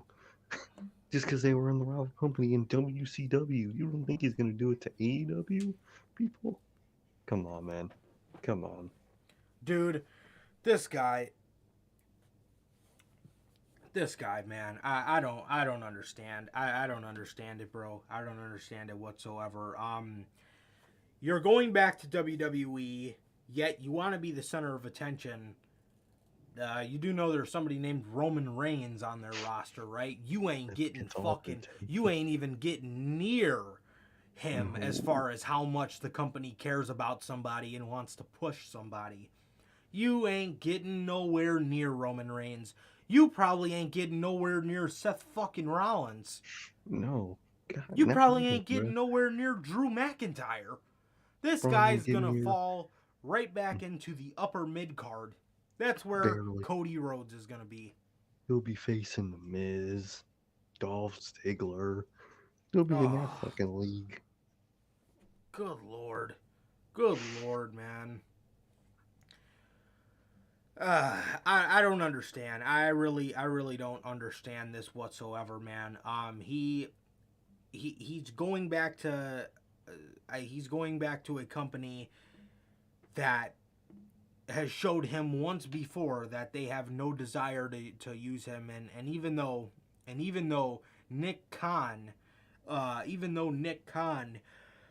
may have told him differently, man, nothing goes above Vince. Nothing goes Mm-hmm. above Vince, especially as far as creative is concerned. If Vince wants to fucking bury the hell out of you, you will be buried to shit. If Vince wants to Mm-hmm. embarrass you, Nick Khan doesn't have a say in the fucking world. Vince McMahon's He gonna put will. you out on TV and leave you to die. Mm-hmm. Exactly, bro. Exactly. Um, yeah, yeah, dude. I don't I don't know. I really don't know, man. But you know, I wanna say to work, but nowadays you just never know, especially with the endless amount of conflicting reports we've got. You Exactly. know, Just you this report and that report. yeah, you don't know. You just don't know, bro. You don't know, but just because of the wild, bizarre ride line that he said in Sammy Guevara's vlog at the end of the year that we've never seen before, what the fuck else would he be talking about? Exactly. And Jesse said this on JD's show. I gotta give him his props. If we start hearing rumblings of Shane McMahon talking with AEW, this is an elaborate storyline, and these guys will be back in their companies by the end of the year. Exactly. You know, Exactly. but yeah, I mean, if this guy, I don't understand if Cody had a 5-year contract with a 3-year option. I don't understand why Tony Khan wouldn't go back into that if the relationship with the EVPs is better and all that. It makes no sense for him to. It makes no sense for him to say no. We don't want you anymore. And for somebody who in the beginning of this cared about just a revolution, I don't understand why all of a sudden he cares about making as much as all these other people and doing this and that. I mean, I heard he's bought like a new mansion. But yeah, but he's got the reality TV show. Exactly. He's got a big show. He's got all this shit. So, I don't know, man. I don't know. I believe it's a work, but if it's not, then this man's ego is really legendary. Oh yeah, legendarily There'll be a atrocious dark side of the ego. ring about this man if this is true. 100%. Yeah, Cody's ego. That'll be the whole episode. Yep. Yeah, man. But yeah, just guess we could read chat before we go into the actual news. Hendrix makes content. What's going on, man? Thank you for stopping by. Man? He says, yo, I wonder how that went when Vince told his son that he's fired from a company he was supposed to own part of when Vince is gone. Oh, that had to be so awkward. Oh, bro. I would be so pissed if I was Shane and fucking Laurinaitis reached out to me. Oh, and just looking at like Nick Khan and shit. Oh, I'd be so angry. Shane must have told Vince that Roman versus Brock for the 50th time isn't too interesting, and that made him angry. Probably. Cody is lucky Triple H is retired, because imagine that one-sided rivalry. I mean, you know, Triple H has been about creating in his later years, but you never know. He might have to dish out the golden shovel for Cody one last time. For a guy like Cody, I could really see that old side of Triple H coming out. Oh, 100%. 100%. Especially going against him like that. Oh, yeah. Logan says Vince probably got tired of Shane saying that he wanted to face Roman at Mania. And that's my dream, bro. That's the dream main event. Shane versus Roman. This dude genuinely tried to book himself to win the Royal Rumble. Bro, crazy. Cody going to WWE is basically career suicide. He may get a tiny push for a little bit to trick everyone, but before you know it, he's going to get hit with the punt kick and turn back into Stardust. Dude, you know, the thing about that too is I can only see, the only way I can see Cody going back to WWE is if Cody gets a contract similar to what they offered the Bucks. So, you know, I think they offered them a 3-year, but with a 6-month out clause. I can see that. But, you know, if they treat him good and Cody's, you know, feeling himself and he's feeling delusional and he wants to opt in to do the rest of the 2.5 years, they're gonna fuck him, man. That 2.5 years. Oh, it'll be hell for that man. And what he thinks is going to happen is he's going to turn into the next Punk and Danielson. Dude, Punk and Danielson did not have AEW around, and they weren't at another huge wrestling promotion before they came back. They built their name solely at WWE. Cody, yeah, had his name in WWE, but he built it with AEW. Outside. Exactly. AEW and Tony Khan, if they really did have a fallout, I hope he needs to remember Tony Khan has done more for him than Vince McMahon ever will. And you know, exactly. What Vince McMahon has done for people like a CM Punk, you know, he gives them the platform, but then he ultimately fucks them in the end. Tony Khan has never, from our knowledge, really fucked Cody Rhodes creatively, man. So, I mean, you hear that all the time. Oh, they wouldn't be there without Vince. You do know the CM Punks and Daniel Bryan were the fucking the renegades of their group. These guys were unheard of. A small guy in WWE. These guys were unheard of. They paved that path themselves, bro. Exactly, bro. They were forced to push Daniel Bryan. They were forced to push CM Punk. WWE wasn't going to do shit with them. Nope. Was never going to do shit with them. And look at when Bryan came back in 2018. The guy was boring as hell. He was in a feud with The Miz that was supposed to be so good, and it fucking supposed sucked. to be legendary, and it never was. That shit was ass. Stardust versus Shane McMahon. Spy versus Spy, bro. Telling you, bro. Telling you. All right. And yeah, that's the Cody news. I knew we were going to be on here for a fat minute talking about Cody. Yep. An hour and a half. There's a lot of moving parts, man, but as you guys know, it's a developing story, and we should always have more for you guys, man. So there's always that aspect of it, man. So Cody Rhodes officially, supposedly, is gone from AEW, man, and I don't know how much truth there is to that, but I guess we'll just have to wait and see on that one, man. But so that's pretty much all the Cody news, man. That's pretty much all the Cody news. Punk is the only dude in AEW who can get away with going back to WWE because he's made himself too powerful. Yeah, for sure. I don't think he ever will. No, but I keep hearing a lot of people now that Cody. I heard so many people talk about other people going to WWE. Jericho might go back. Jericho's the only one I could see. I kept seeing Mox. I don't see it. Mox literally thought that everybody was going insane over there. He hated. Like, bro, listen to how depressed this man was on his talk as Jericho, and everybody thinks they're bringing up Mox.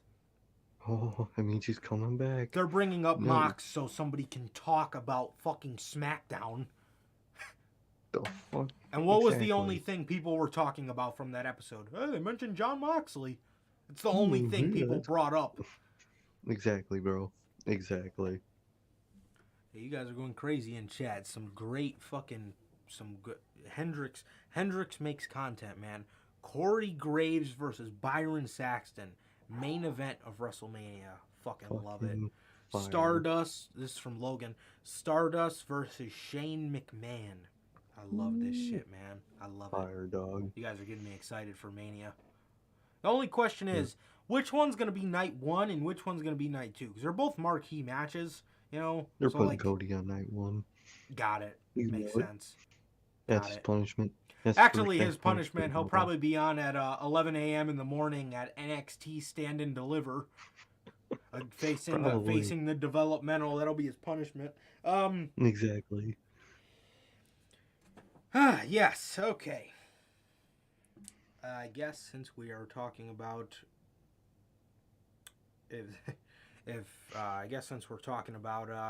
TK, Tony Khan, like I said during the Cody stuff, apparently TK is on a budget, and apparently he is gearing up to sign 3 major talents. Now that Cody Rhodes is gone, wink, wink, apparently.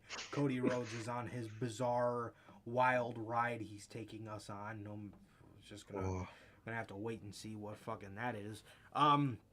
Apparently TK is on a budget, And yeah, man, apparently he is ramping up to sign 3 major names.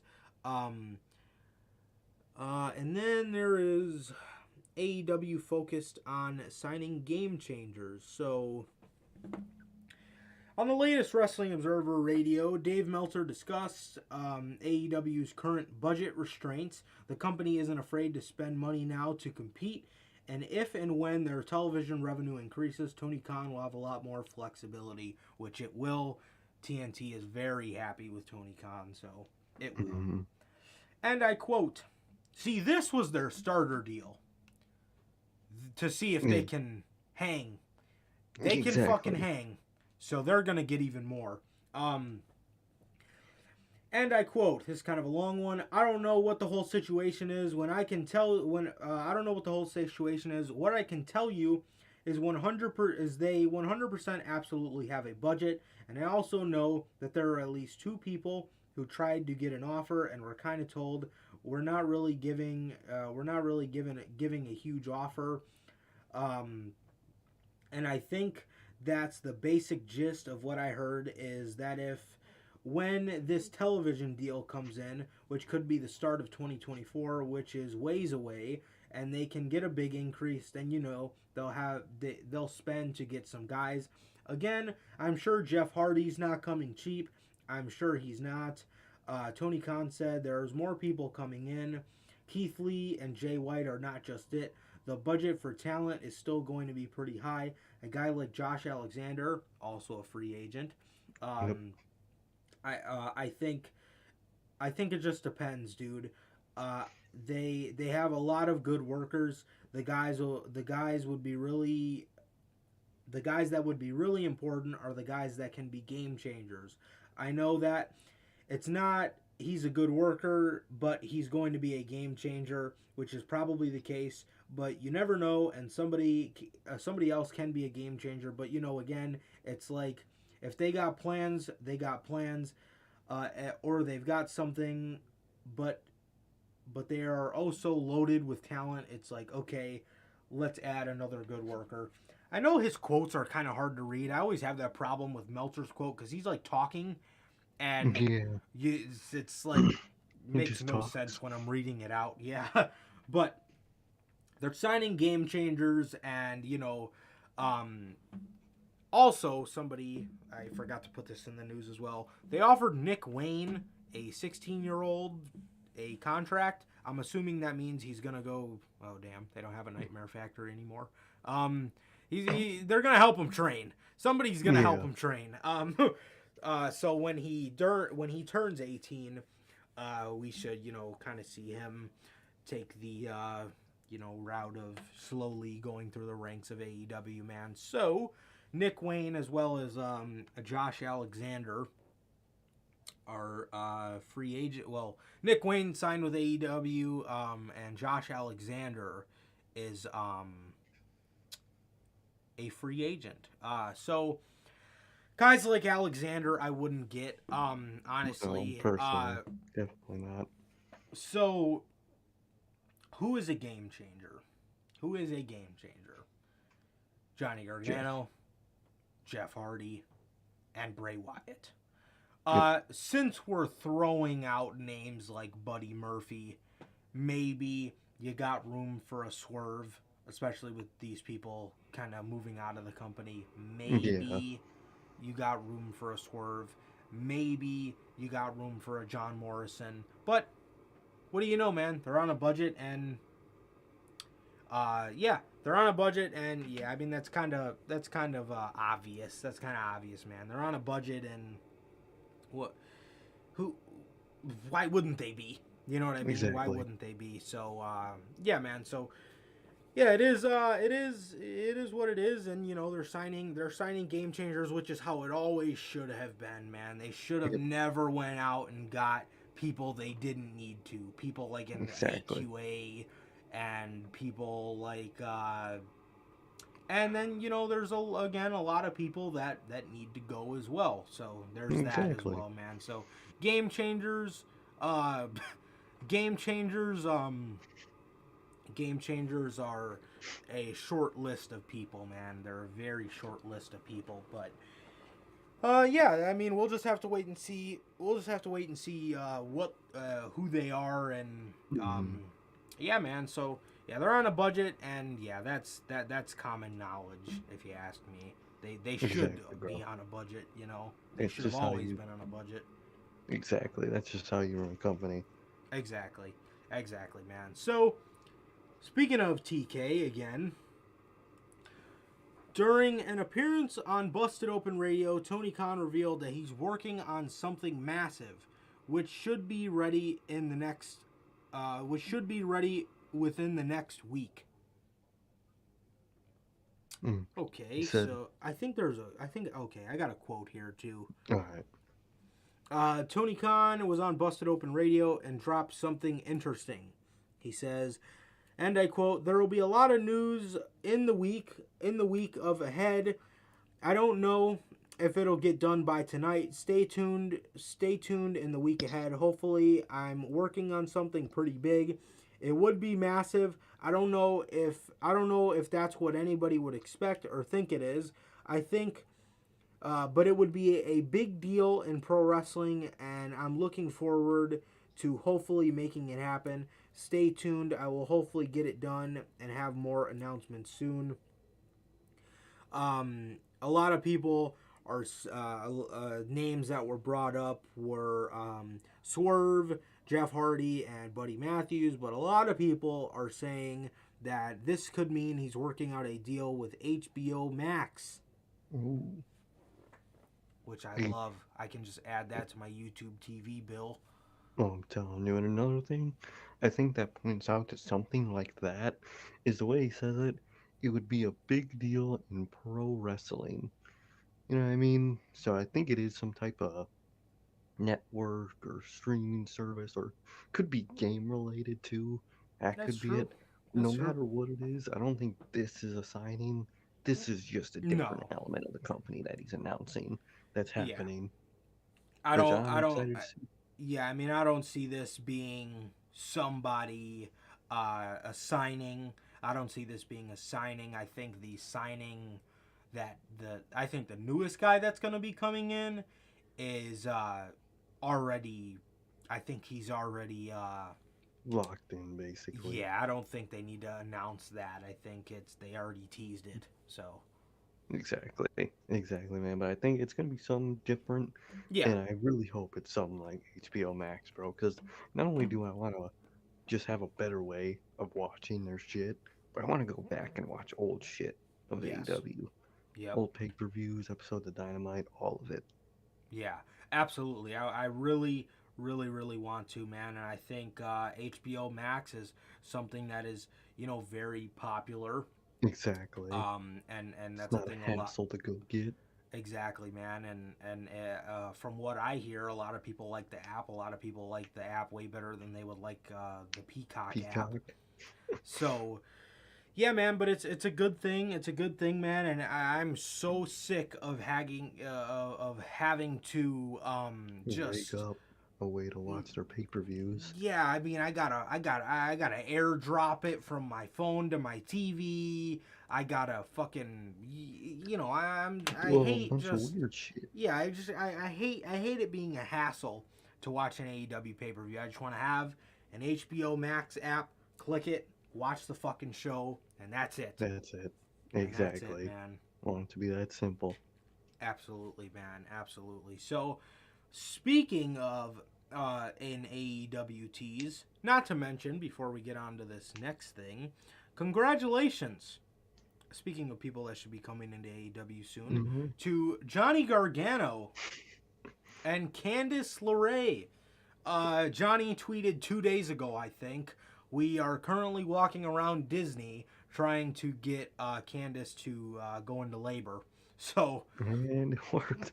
And it seemed like it worked, man. It seemed like it worked. I know walking does make it go faster, so I'm sure she did a lot of walking. Too. And yeah, it's a big ass place for sure. So they gave Candice gave birth to a baby boy named Quill Gargano.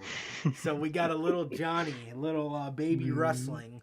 And yeah, dude, so, hey, man. Congratulations. Congratulations to parents now. So It's weird. So weird. Johnny weird. Gargano is now dad wrestling, bro. So, Willow has a cousin. Yeah. Yeah, bro. Shit's crazy. Damn, that's crazy, bro. That's crazy. Can't believe Champ was a dad, too. So That's so weird. weird. All these people are dads. Like on Dynamite, when the Elite were all talking about how they're dads. Adam Cole's like, I yeah, thought about you Adam guys Cole, all are yeah. dads. I was like, Like, damn, dude, it's gonna be we're weird. poppers. I can't imagine. I can't imagine Adam Damn it. Cole as a dad. That's gonna be funny. No, that'll be weird. That shit'll be weird as hell. All right, you guys all have beautiful children. Fucking A, man. Yeah, man. But yeah. So congrats to them, man. And look, it's February 18th. Revolution is in Orlando. Interesting. Wyatt or Gargano? Question mark. Mm-hmm. I don't know, man. I don't know. We'll just have to wait and see. But speaking of somebody who AEW actually hard teased on Wednesday, Buddy Matthews. I almost got JR'd. Oh, Eric Mural. What's Hey. going on, dude? How are you, bro? Thanks for coming back. WWE 2K22 will have many released talents still in the game. Yeah, I'm stoked about that. We got a lot to talk about that. We have a episode of some great positives and some even fucking worse negatives. So, Buddy Matthews, rumored to be joining AEW. He is not rumored. This is a fact at this point. Dave Meltzer talked about what could be in the cards for Buddy Matthews if and when he signs with AEW on the latest Wrestling Observer Radio. He says, and I quote,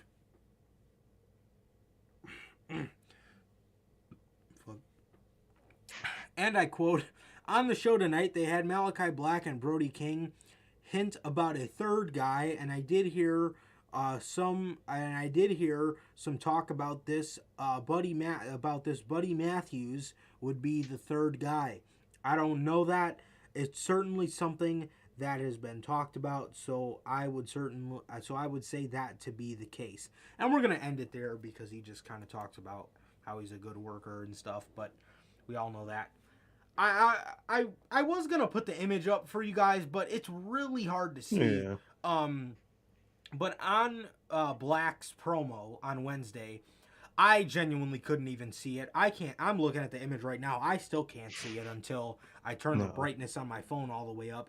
And then you can kind of make out what is a face. Exactly. Brody King says to Malachi Black, "What are we waiting for?" Black says, "History." Who has history? Who has history with Black other than Seth? Rollins, that would make sense. Exactly. You know, why is his eye like that? You know Exactly. what I mean? Other than Seth or Rey Mysterio. Well, no, he was helping them, but who other than them would make sense, bro? That's Buddy released and Matthew. available. Exactly. Buddy That Matthews, shall be bro. Fire. 100%. He's going to be the third member in the House of Black, and it is going to be amazing, dude. It is going to be amazing, and I can't wait for it. Like I said, I was going to put the picture up for you guys, but like I said, I can't even see it unless I turn the brightness all the way up on my phone. Exactly, bro. Exactly.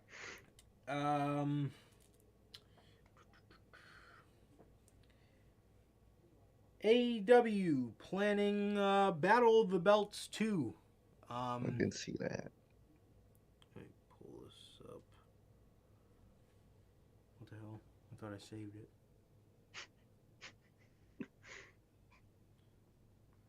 The fuck? Okay. Here it is. So, alright. AEW will be taping their second Battle of the Belts TNT special along with a live edition of AEW Rampage on Friday, April 15th from the Caldwell Center in Garland, Texas. The air date for Battle of the Belts hasn't been confirmed. However, it will likely be the night after on Saturday, April 16th. Yeah, they're doing another Battle of the Belts. The first one was kind of lame. I hope they can, have something better to offer on there. Oh wow, is that true? Do you see you looking at the chat? Yeah, all those people are in the game. Nice. That's what's up. Keith Lee, let's fucking go. Too bad I can only draft 10 people. Yeah, so they got another Battle of the Belts, and like I said, hopefully it's a lot less. Hopefully it's a lot less lame than the first one. The first one was kind of lame. There was really nothing to it. No marquee matches. Happened or nothing. Yeah. Really no point in it. Yeah, man. So yeah, man. Excited to see what comes of it. Most definitely, man. What they can do this time around. Vince McMahon is reportedly happy with the current WWE product and doesn't think there's anything that needs to be fixed. Okay.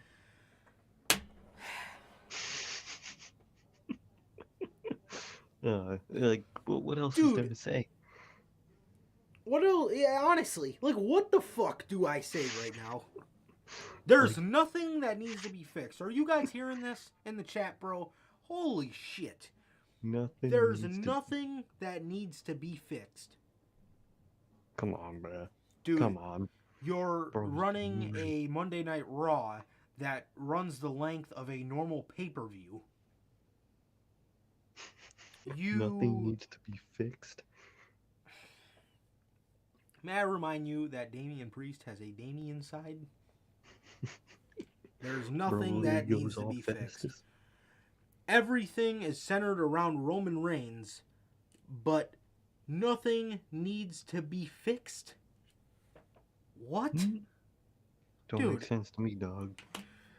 Mike Johnson of PW Insider had a Q&A, and he was asked if Vince sees a problem with the current product as it is, and he replied, and I quote, "In his mind, he doesn't think anything is wrong. The company made $1 billion last year." Here we go with the fucking money shit. "So there's a billion reasons for him to shrug off any criticisms. We're told he pushes and presents what he likes and wants, and nothing else makes a dent in that vision. That's why the shows are presented the way they are, is because the way they are, and that's why nothing is going to change anytime soon, if ever." Yeah, when he's fucking gone, that's when the shit will change. Dude, what do you even say to a story like this other than this story right here? We say this all the time. I'm tired of sounding like a broken record. This story right here, again, tells you why Vince McMahon needs to go. Bro, see, nothing wrong with this shit. There's nothing wrong with having the most boring SmackDowns ever. Having Monday Night Raw that your fans do nothing but fucking take rants out of. That's what I watch the show for, to fucking come on here and hang out with you guys and rant about it afterwards. Are you kidding? Someone wants to watch that shit. Bro. Come on, bro. Come on. He's just dumb. I get it. What do you say? Besides, dude's just dumb, delusional. There's nothing wrong with the current WWE product. Okay. All right. Dude.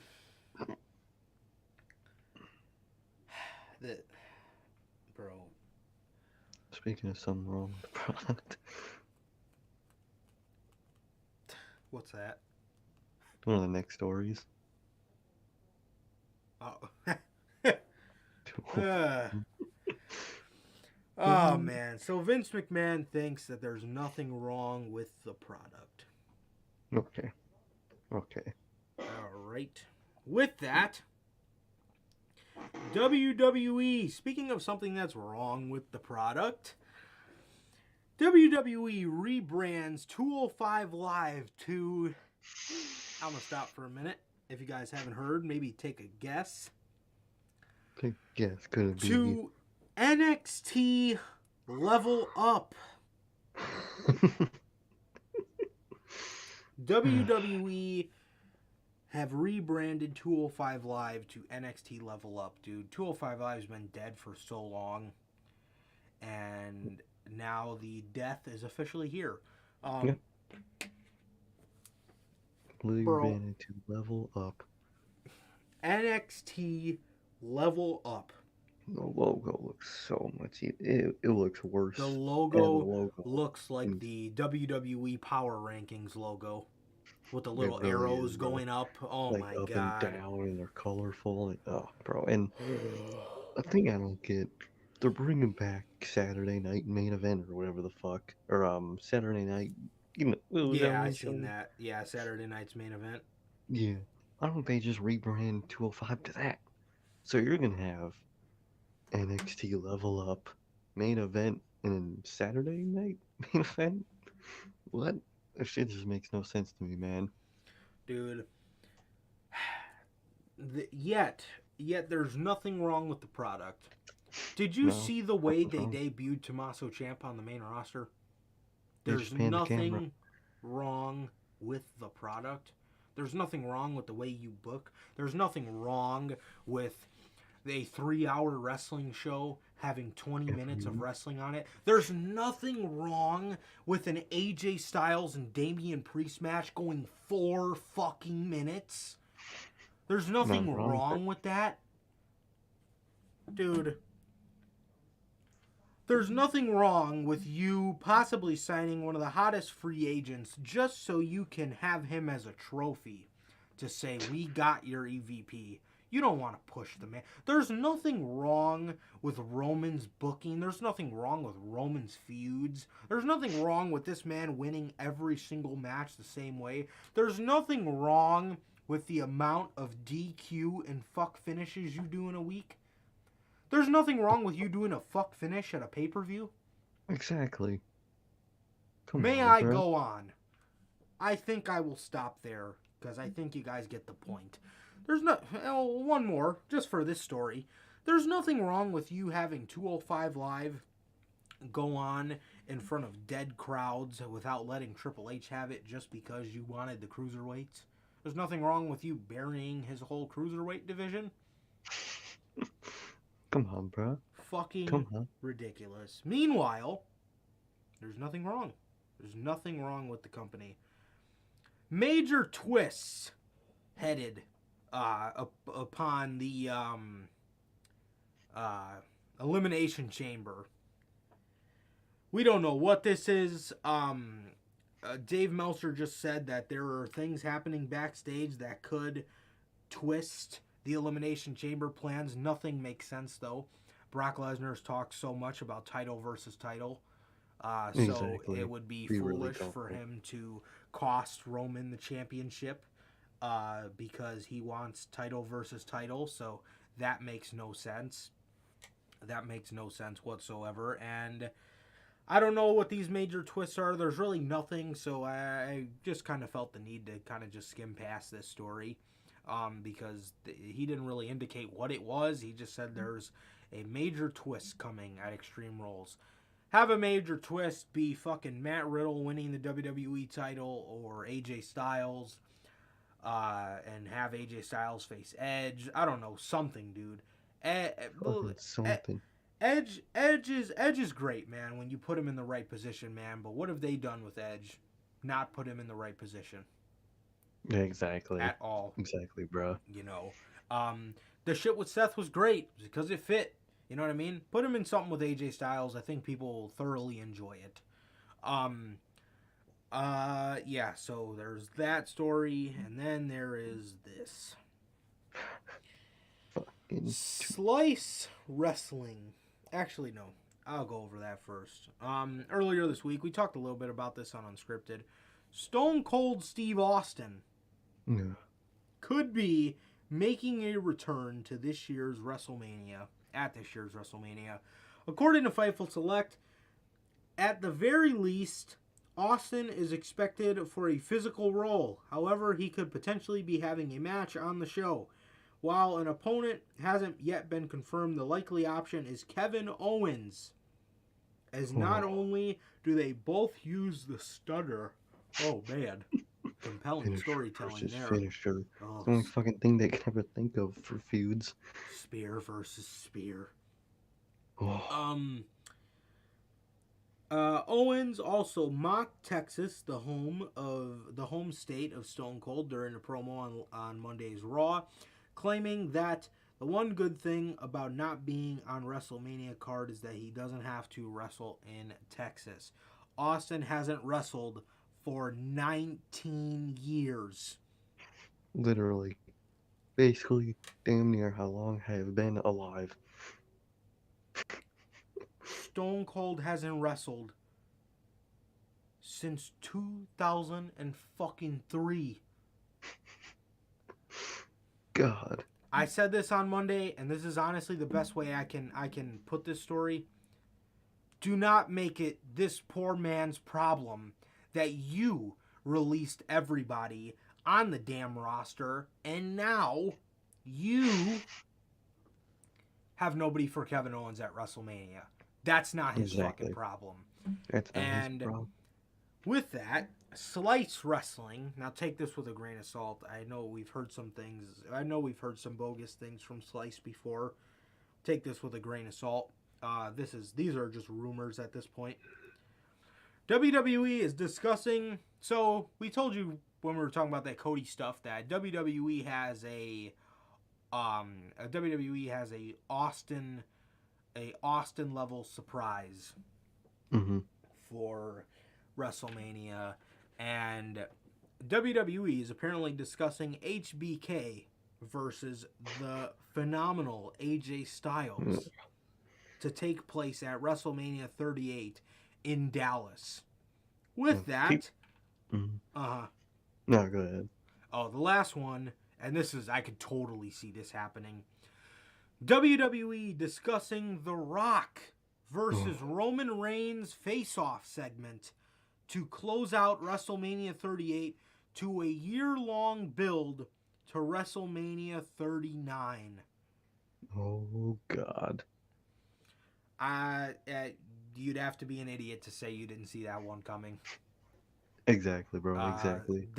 You knew that one was coming, man. We all fucking knew it, bro. As for HBK versus Shawn Michaels, dude, do we all remember when Kane's head fell off? HBK versus Shawn Michaels. Oh, fuck. Bro just facing himself. Shawn Michaels versus AJ Styles. Do we all remember when fucking Kane's head fell off? Do we all remember the legendary botch fest that was the Brothers of Destruction? Undertaker's looking at the fucking cue card during his promo. So ass, bro. I don't think it'll be HBK. I think he said himself he hates that match. He regrets doing that match. I don't think HBK is going to wrestle again after that match. I think he realized he's too old for this shit. And I think the surprise is going to be The Rock. Mainly, not only because they want to set up the feud, but bro was just on the halftime, or he just opened the fucking Super Bowl. They're going to want to bring that up and shit, so it'll most definitely be The Rock. WrestleMania 39 takes place in the same stadium the Super Bowl took place in this year, so. Exactly, so come on, man. Come on. With that, also something WrestleMania weekend, The Undertaker is set for the Hall of Fame induction ceremony on Friday, April 1st, following SmackDown from the American Airlines Center in Dallas, Texas. Wait a minute. It's going to take place after SmackDown? The Hall of Fame ceremony? Yeah. Shit sounds ass. Weird. Well, The Undertaker is set for the Hall of Fame, and I'm glad this fucking guy is finally done. And I'm glad he will get his final farewell Hall of Fame speech in front of an actual audience. Exactly, not fucking screens. Exactly, bro. So, yeah, man. Yeah, good for him. Good for him. Yeah. Happy for him. He had a great career. It is with a heavy heart I have to talk about somebody that we will not be seeing WrestleMania weekend. Now, you know, get a little teary-eyed. It's hard to talk about this, man. WWE Spanish commentator Carlos Cabrera released after 29 years with the company. Motherfucker. Fuck. Bruh. Like, God fucking damn it. I ain't watching that damn show now. Bro. How are you gonna release Carlos Cabrera? Tearing up, bro. This shit really hitting. They got Funaki and Carlos Cabrera. Someone needs to stop them, bruh. They going too far. Keith Lee is one thing, these two are another. Bro. This just absolutely breaks my heart. I'm dead. I actually made myself cry. Bro, I hate when I do that. Carlos Cabrera. Dude. Carlos Cabrera released after 29 years with the company. Come on, bro. Like, if this doesn't why? tell you that Nick Khan does not have a fucking heart, I don't know what does. I'm telling you, man. WWE has been doing a lot of house cleaning lately. House cleaning? They they blew the fucking house up. There's nobody left in it. There's not a house anymore. Just a yard. It's Roman's yard. Wrestlers, backstage staff, and even executives have not been safe from the cuts. Carlos Cabrera is the latest employee to receive their release. Lucha Libre Online's Hugo Savinovic reported the news on his Instagram this morning. This was yesterday. A Google translated version of the post can be seen below, as Hugo Savinovic has just reported exclusively for Lucha Libre Online. The legendary announcer in Spanish, Carlos Cabrera, has been fired from WWE after 29 years with the company. That shit ain't right, bruh. I said, bro, if this doesn't tell you that Vince McMahon does not have, or Nick Khan does not have a fucking heart, and these guys just don't have a sense of urgency, or just, you know, not a fucking sense of urgency. I don't know what the hell I just said. If this doesn't tell you that these guys just don't have a heart, or, you know, just, I don't know, man. I don't know. These guys just are just fucking heartless assholes, bro. I don't know. Literally. I don't know how you can release somebody who, I mean, like, dude, the guy's been there for 29 years. If he's making a buck, if he's making more than a buck with the fucking company, he's been there for 29 years. I think he deserves it. So. Exactly. You know, it's ridiculous, man. It's really ridiculous, bro. Yeah, utterly ridiculous, man. I don't understand how this company just continues to just get to just make themselves look like bigger pieces of fucking shit, man. Exactly, bro. Exactly. Kairi Sane returns to Stardom after WWE exit. You love to see it, bro. Kairi Sane has made her debut to Stardom under the ring name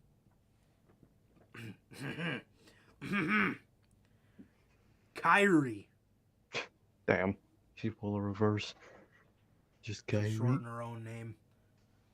That's sad, bro. After her WWE contract recently expired, despite not wrestling in WWE since July 2020, Sane worked as an ambassador for WWE in Japan. This woman literally sat on the shelf for a whole year and a half just because she did not want to be with that damn company. I don't blame her. She is back in Stardom where she belongs, and most importantly where she's happy. Exactly. And exactly. yeah, man, it's a good thing to see. Yeah, it's a good thing to see for sure, bro. Bro. Oh yeah. And for the final piece of news, WWE 2K GM mode. We got some images here for you guys, man. GM mode. This shit looks. But I don't know if we'll be making content off this. I don't think you can. This is fucking 2018 universe mode all over again. Yeah, they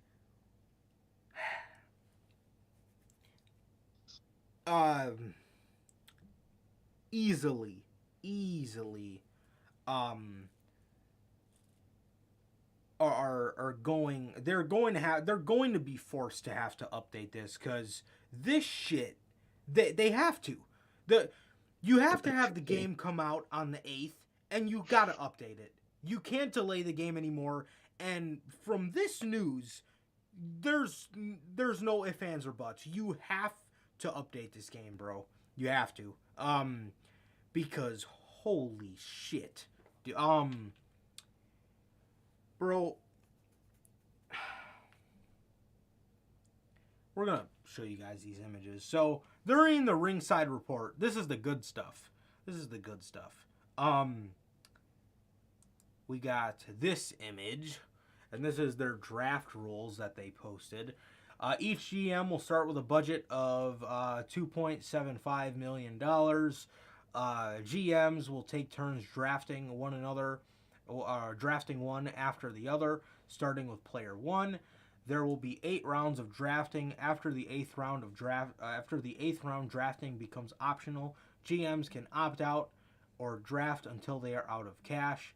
And then a tip: GMs can press the R3 button to get recommendations on who to draft. They can also press square. To get more information about the superstars. There was another image, show logistics here that they have. I like this touch to it a lot. So you take over your show, and you start in a high school gym, and you work your way through the ranks of having your show in big arenas, and it comes at a cost. But the cost obviously raises capacity, ticket sales, blah blah blah blah blah. You can pay for road crew, you can pay for lighting, you pay for your advertisement and for your show and whatnot. So I really like how you're getting the feel of a GM. Like I said, we're not to the bad stuff yet. Custom GMs are a thing, so I will probably be making a Tony Khan to make my GM. There's a budget for drafting. This I absolutely love. This is one thing we needed. This was vital to make this a success. Custom draft pools. So we will be able to add custom superstars to our draft pools. Free agents and legends you can sign. And then, like I just showed you guys, the arenas and show logistics. So that part of it sounds fantastic, right? It sounds great. It sounds like it's going to be a bundle of fun. Now the negatives. And then we get to the negatives. First of all, no mid-card titles. You can only have one men's and one women's championships. No tag either. No tag titles. Bruh. Yeah, no tag titles either. What the fuck is that? 2K. 2 years. 2.5 years they've been making this game. You can't have tag titles in GM mode. Bro. It's worse. Oh, yeah. I'm not even done. I got these 2 tweets here you sent me. You can only afford 10 superstars at the draft. So, this one I wouldn't this one I wouldn't freak out on too much. No. Because if it's anything like my league in WWE 2K, you can turn off the salary. So Exactly. no That's budget, insane. you know, that I wouldn't freak out on too bad, but still, if you do want to do this with a budget for your draft, 10 superstars. I do got to give it to them. They are making this a lot like WWE. 10 people per roster sounds Yeah, they're very making similar. it realistic. But no, but seriously though, really? Like, What the fuck? How long you guys been working on this fucking game, man? exactly. No draft cutscenes. I mean, I didn't expect any. well, yeah. I mean, cutscenes are for, you know, like a My Rise or Special something. shit. You know, Exactly. I don't really see that as a thing. Rivalry setup fucked. So it's probably don't know what that means exactly, but it sounds not good. Yeah, very interesting. Very interesting choice of wording there. One title for men and one title for the women. No tag, no mid card, nothing. 2K. What the hell were you guys thinking, bro? You guys didn't think people were going to be upset about that? And have you noticed? I just realized this. All they talked about was the good shit about GM mode, but a couple weeks before it came out, this is when they're saying all this shit. Because people already made their pre-orders. If you pre-ordered the game, you pre-ordered it by now. Yeah. Except So, for me. Except for your name is Johnny Mayhem. And the last one is there's no fatal 4-ways or triple threats. This is simple shit. This is simple fucking shit. And that, like, that's what irks me. Cause like, no draft cutscenes. What the fuck do we need them for? Exactly, you know, just go about running your show. We don't need draft cutscenes. No mid-card titles. You can only afford 10 superstars at the draft. No tag titles? That was gonna be one of my priorities. Bro, this is simple fucking shit.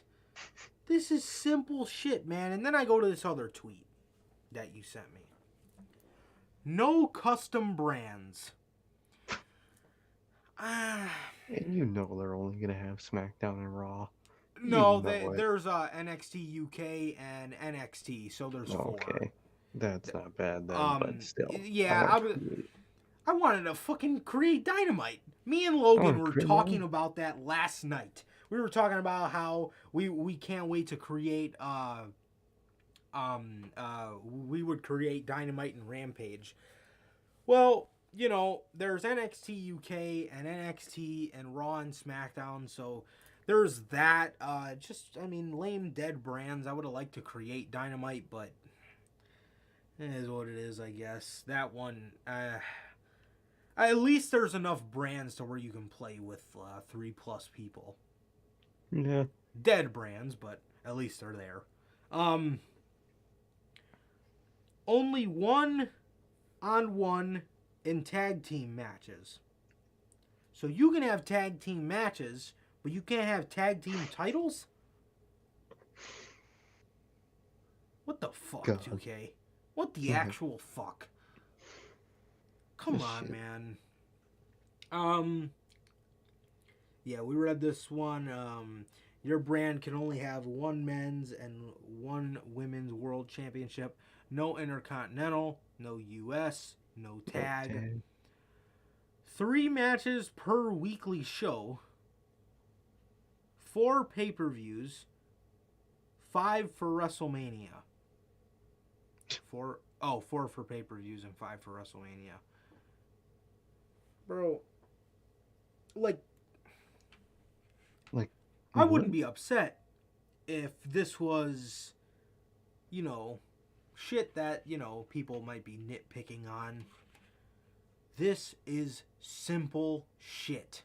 The shit that has to be in it to play it.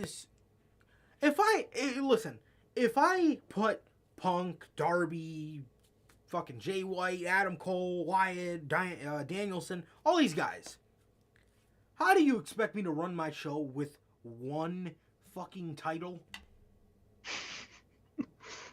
And then for God. women's, truth be told, I don't want a fucking women's division in the GM thing. No. Because They're so boring to play in the game. they're so boring in the game, man. I don't want that. I'd rather have Especially two with their mid-card roster. titles. Exactly. I would like to do some real custom shit. I'd like to have trios titles. That's what I would have done. Yeah, You that can't be dope. like, how can you make any content if you're especially a 2K like creator or just 2K? You can't make content off GM mode. We can't go live with this GM mode. I'm not gonna want to. This shit sounds ass. Shit's gonna be This boring as fuck, bro. One can't title. fucking like this is fucking 2018 universe mode all over again.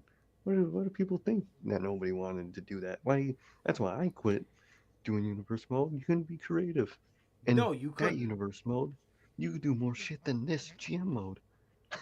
Fucking what? 6 years later. Come on, bro. You In can't do universe GM mode, you can actually have a fucking mid-card and tag titles. Dude. Like this shit sounds so ass. You can't do anything with it. You can't play that. You can't have fun off that. You can't go live with that. That shit's ass. That shit is fucking ass. Simple fucking shit. Simple shit. This guy, this tweet you sent me said, this was the easiest layup of your lives at WWE games. Y'all missed.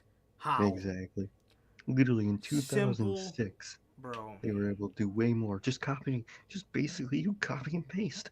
Damn near 2K graphics, copy and paste 2006 video game shit. Boom. You got a great fucking mode. Nope. You got a basically unplayable mode.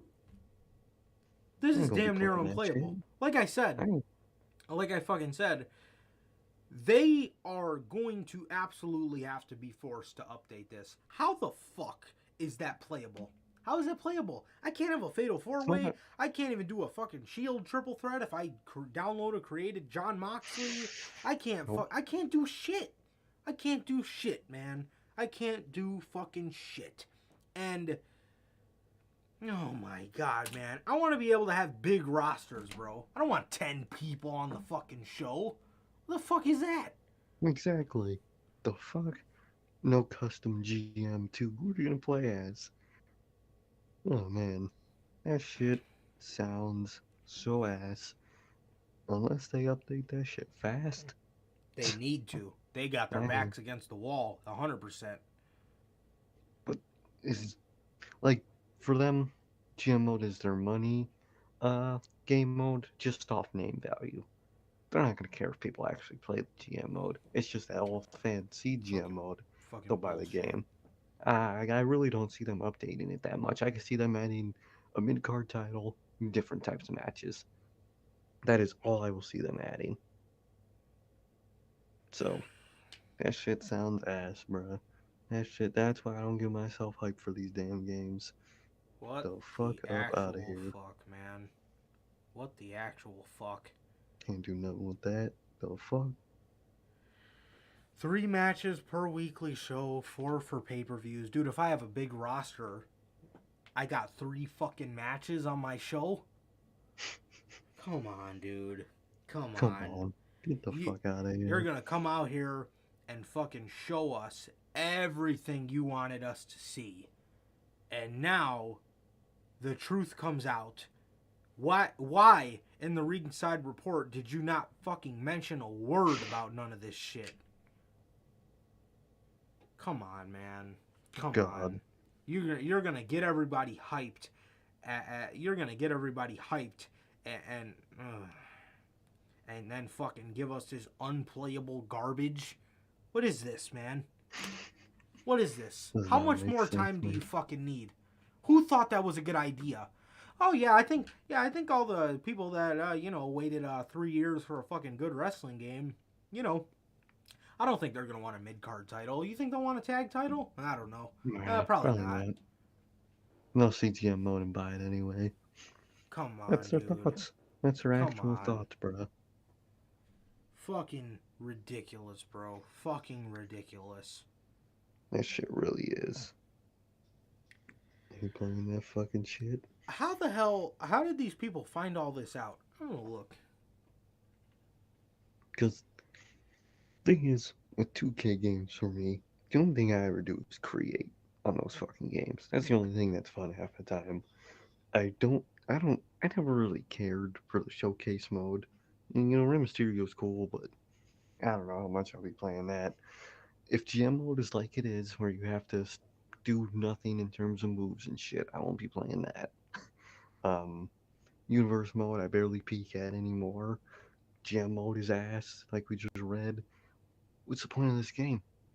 What's the point to this fucking game? I don't get it.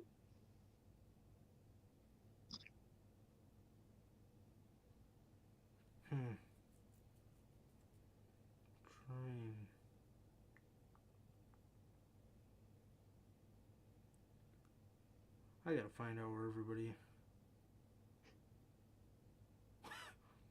Tony Khan books AEW like GM mode with unlimited cash, cheat turned on spams Damn. and the slander promotion option. Hey, bro, she going crazy. Bro, she.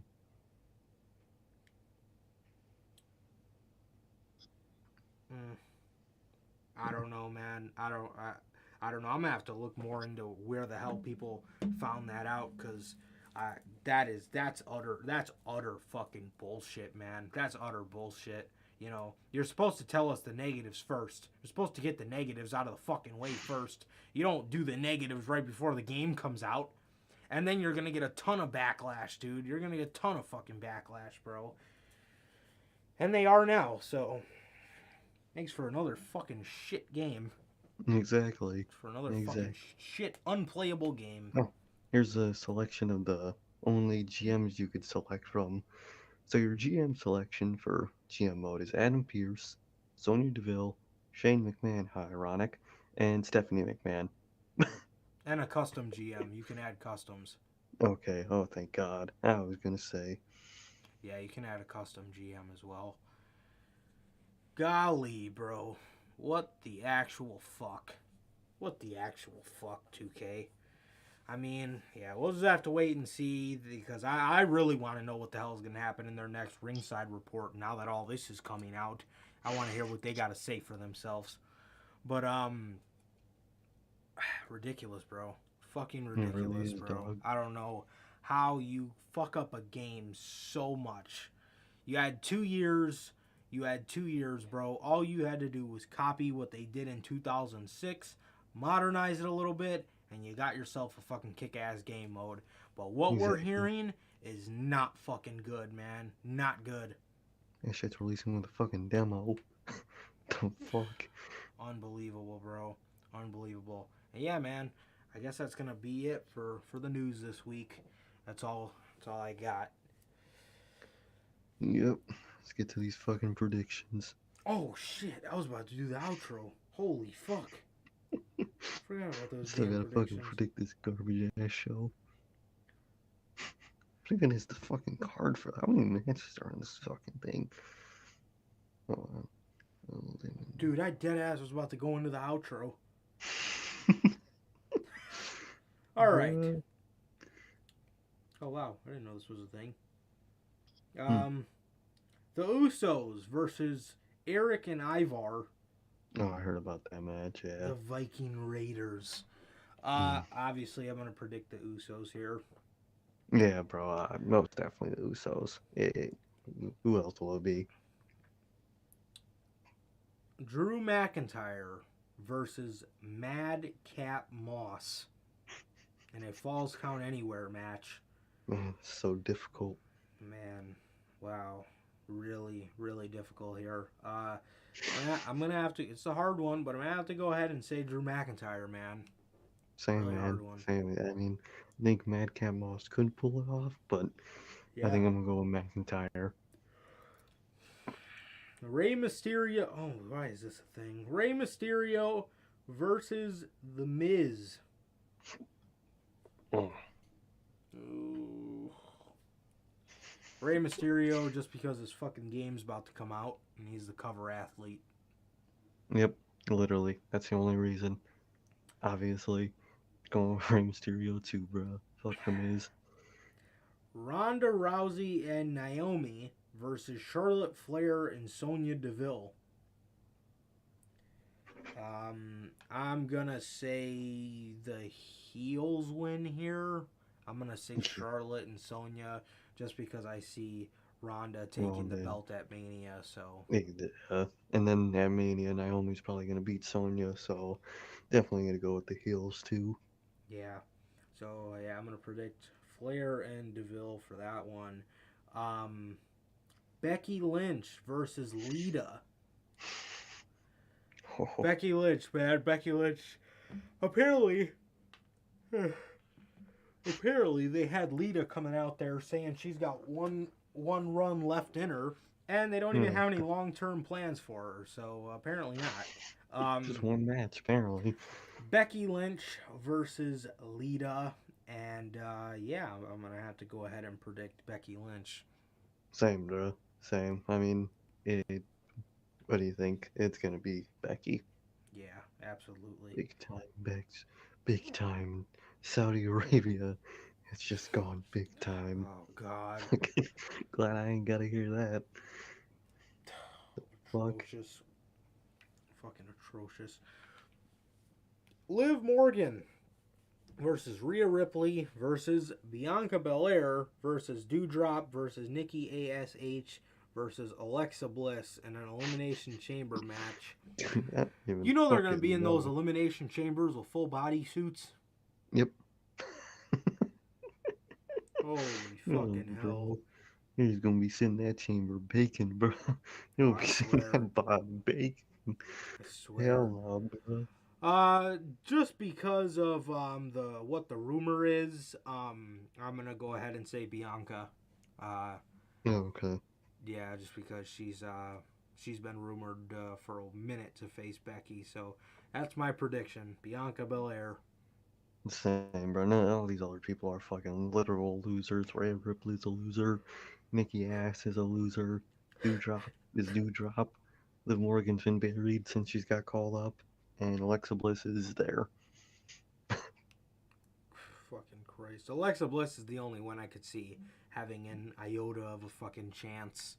Exactly. Well, his predictions card didn't put the men's one on there that I'm looking at. Fucking really? idiots. I usually go to Wikipedia. Usually they they always got the updated one, and sometimes they got the time too. All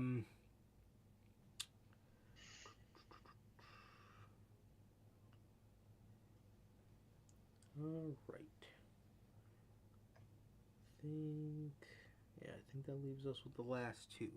All right. Bobby Lashley defends the WWE Championship in the Elimination Chamber against Brock Lesnar, Seth freaking Rollins, Austin Theory, Riddle, and AJ Styles. I'm going to go ahead and predict Brock, man. I feel like WWE is going to go the let's let Roman and Brock hog all the Mania spotlight.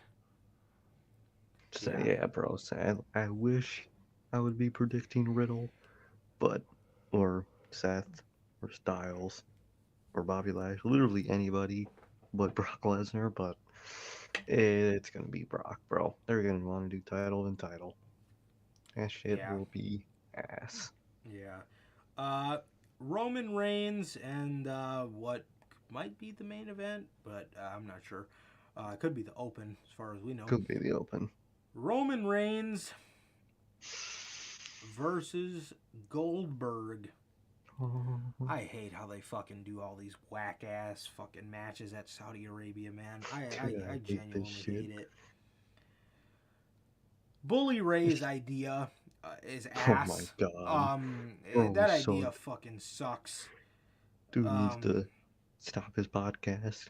Dude, for real. Bro needs to get the hell off of Busted Open, dude. Jesus Christ. Talking about Goldberg should beat Roman and then Roman should win it back. Okay, let's just ruin Roman. Let's just So let's just bury have the him guy upon lose. fucking. Let's just make him worse than he already is. Let's make this man lose for no godforsaken reason against Goldberg. Although, I would like to see. God, I'm already fucking yawning. The show isn't even on yet. Roman Reigns.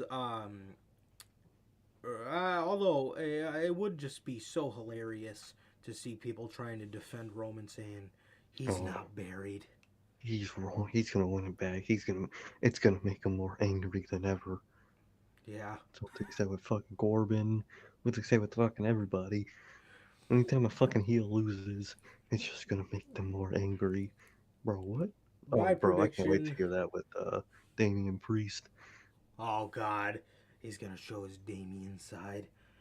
My prediction is Roman Reigns. I think Roman's gonna win, and if it is in the main event, we're gonna get Brock Lesnar looking at Roman Reigns with the WWE title on his shoulder. Roman Reigns got the Universal on his.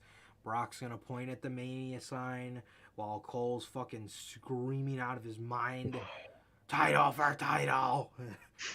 Fucking Mania sign catches on fire. It'll be a fucking thing. It'll be a sight to see, bro. It really will be. Genuinely, bro. God. Yeah, and that's predictions. It's fucking that shitty ass show. The shitty ass fucking premium life event. This shit is gonna be fucking awful, man. This shit is gonna be awful. Yeah, that's that. Now I can say that's all we got. Jade Cargill has green hair. Yeah, I just looked on Twitter. She's got green hair now. Durante says, "I'm not buying that shit." I don't blame you, bro. I don't fucking blame you, dude. I don't blame you. Go ahead, make fun of me all you want. Go ahead. I'm open for business to be made fun of. This fucking game. Unbelievable, man. Unfucking believable. This shit. Shit looks fucking awful. It really does, bro. That's so disappointing. You know, that's what she looks like now. That shit looks like fucking ass. Let's see. Ugh. Oh, because she's green. I got it.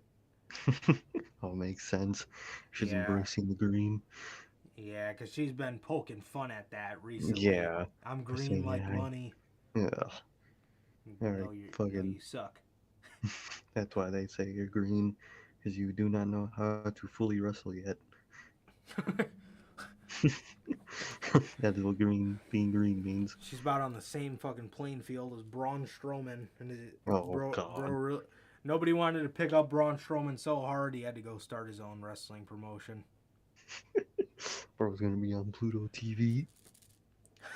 Yeah, man. So I guess that's gonna do it for this edition of the Notorious Heels podcast, man. This has been episode 97 of the show.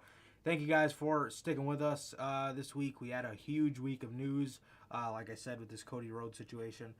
Like I said, also, we were going to bring this to you guys as a breaking news episode, but we decided to wait and get as much information as we could, and then we'll just have a great big news episode. But we were going to do a breaking news, add the thumbnail and everything, man, but we just decided not to. It looked amazing. To fucking people out there that say and try to counter that shit. Thank you, man. I appreciate that. But trying to counter program us. The hell. Fuck up out of here. Yeah, man. So that is gonna do it for this edition of the Notorious Heels podcast, man. This has been episode 97 of the show, man. We got 3 weeks till 100. And yeah, man, with that being said, that is gonna do it for this edition of the Notorious Heels podcast, ladies and gentlemen. This is gonna do it for another episode of the news, man. So with that being said, thank you guys yet again, everybody who stopped by to come and hang out with us for a little bit. Please like, comment, and subscribe. And we will see you guys on Monday with Notorious Unscripted. We'll see you guys then. Peace.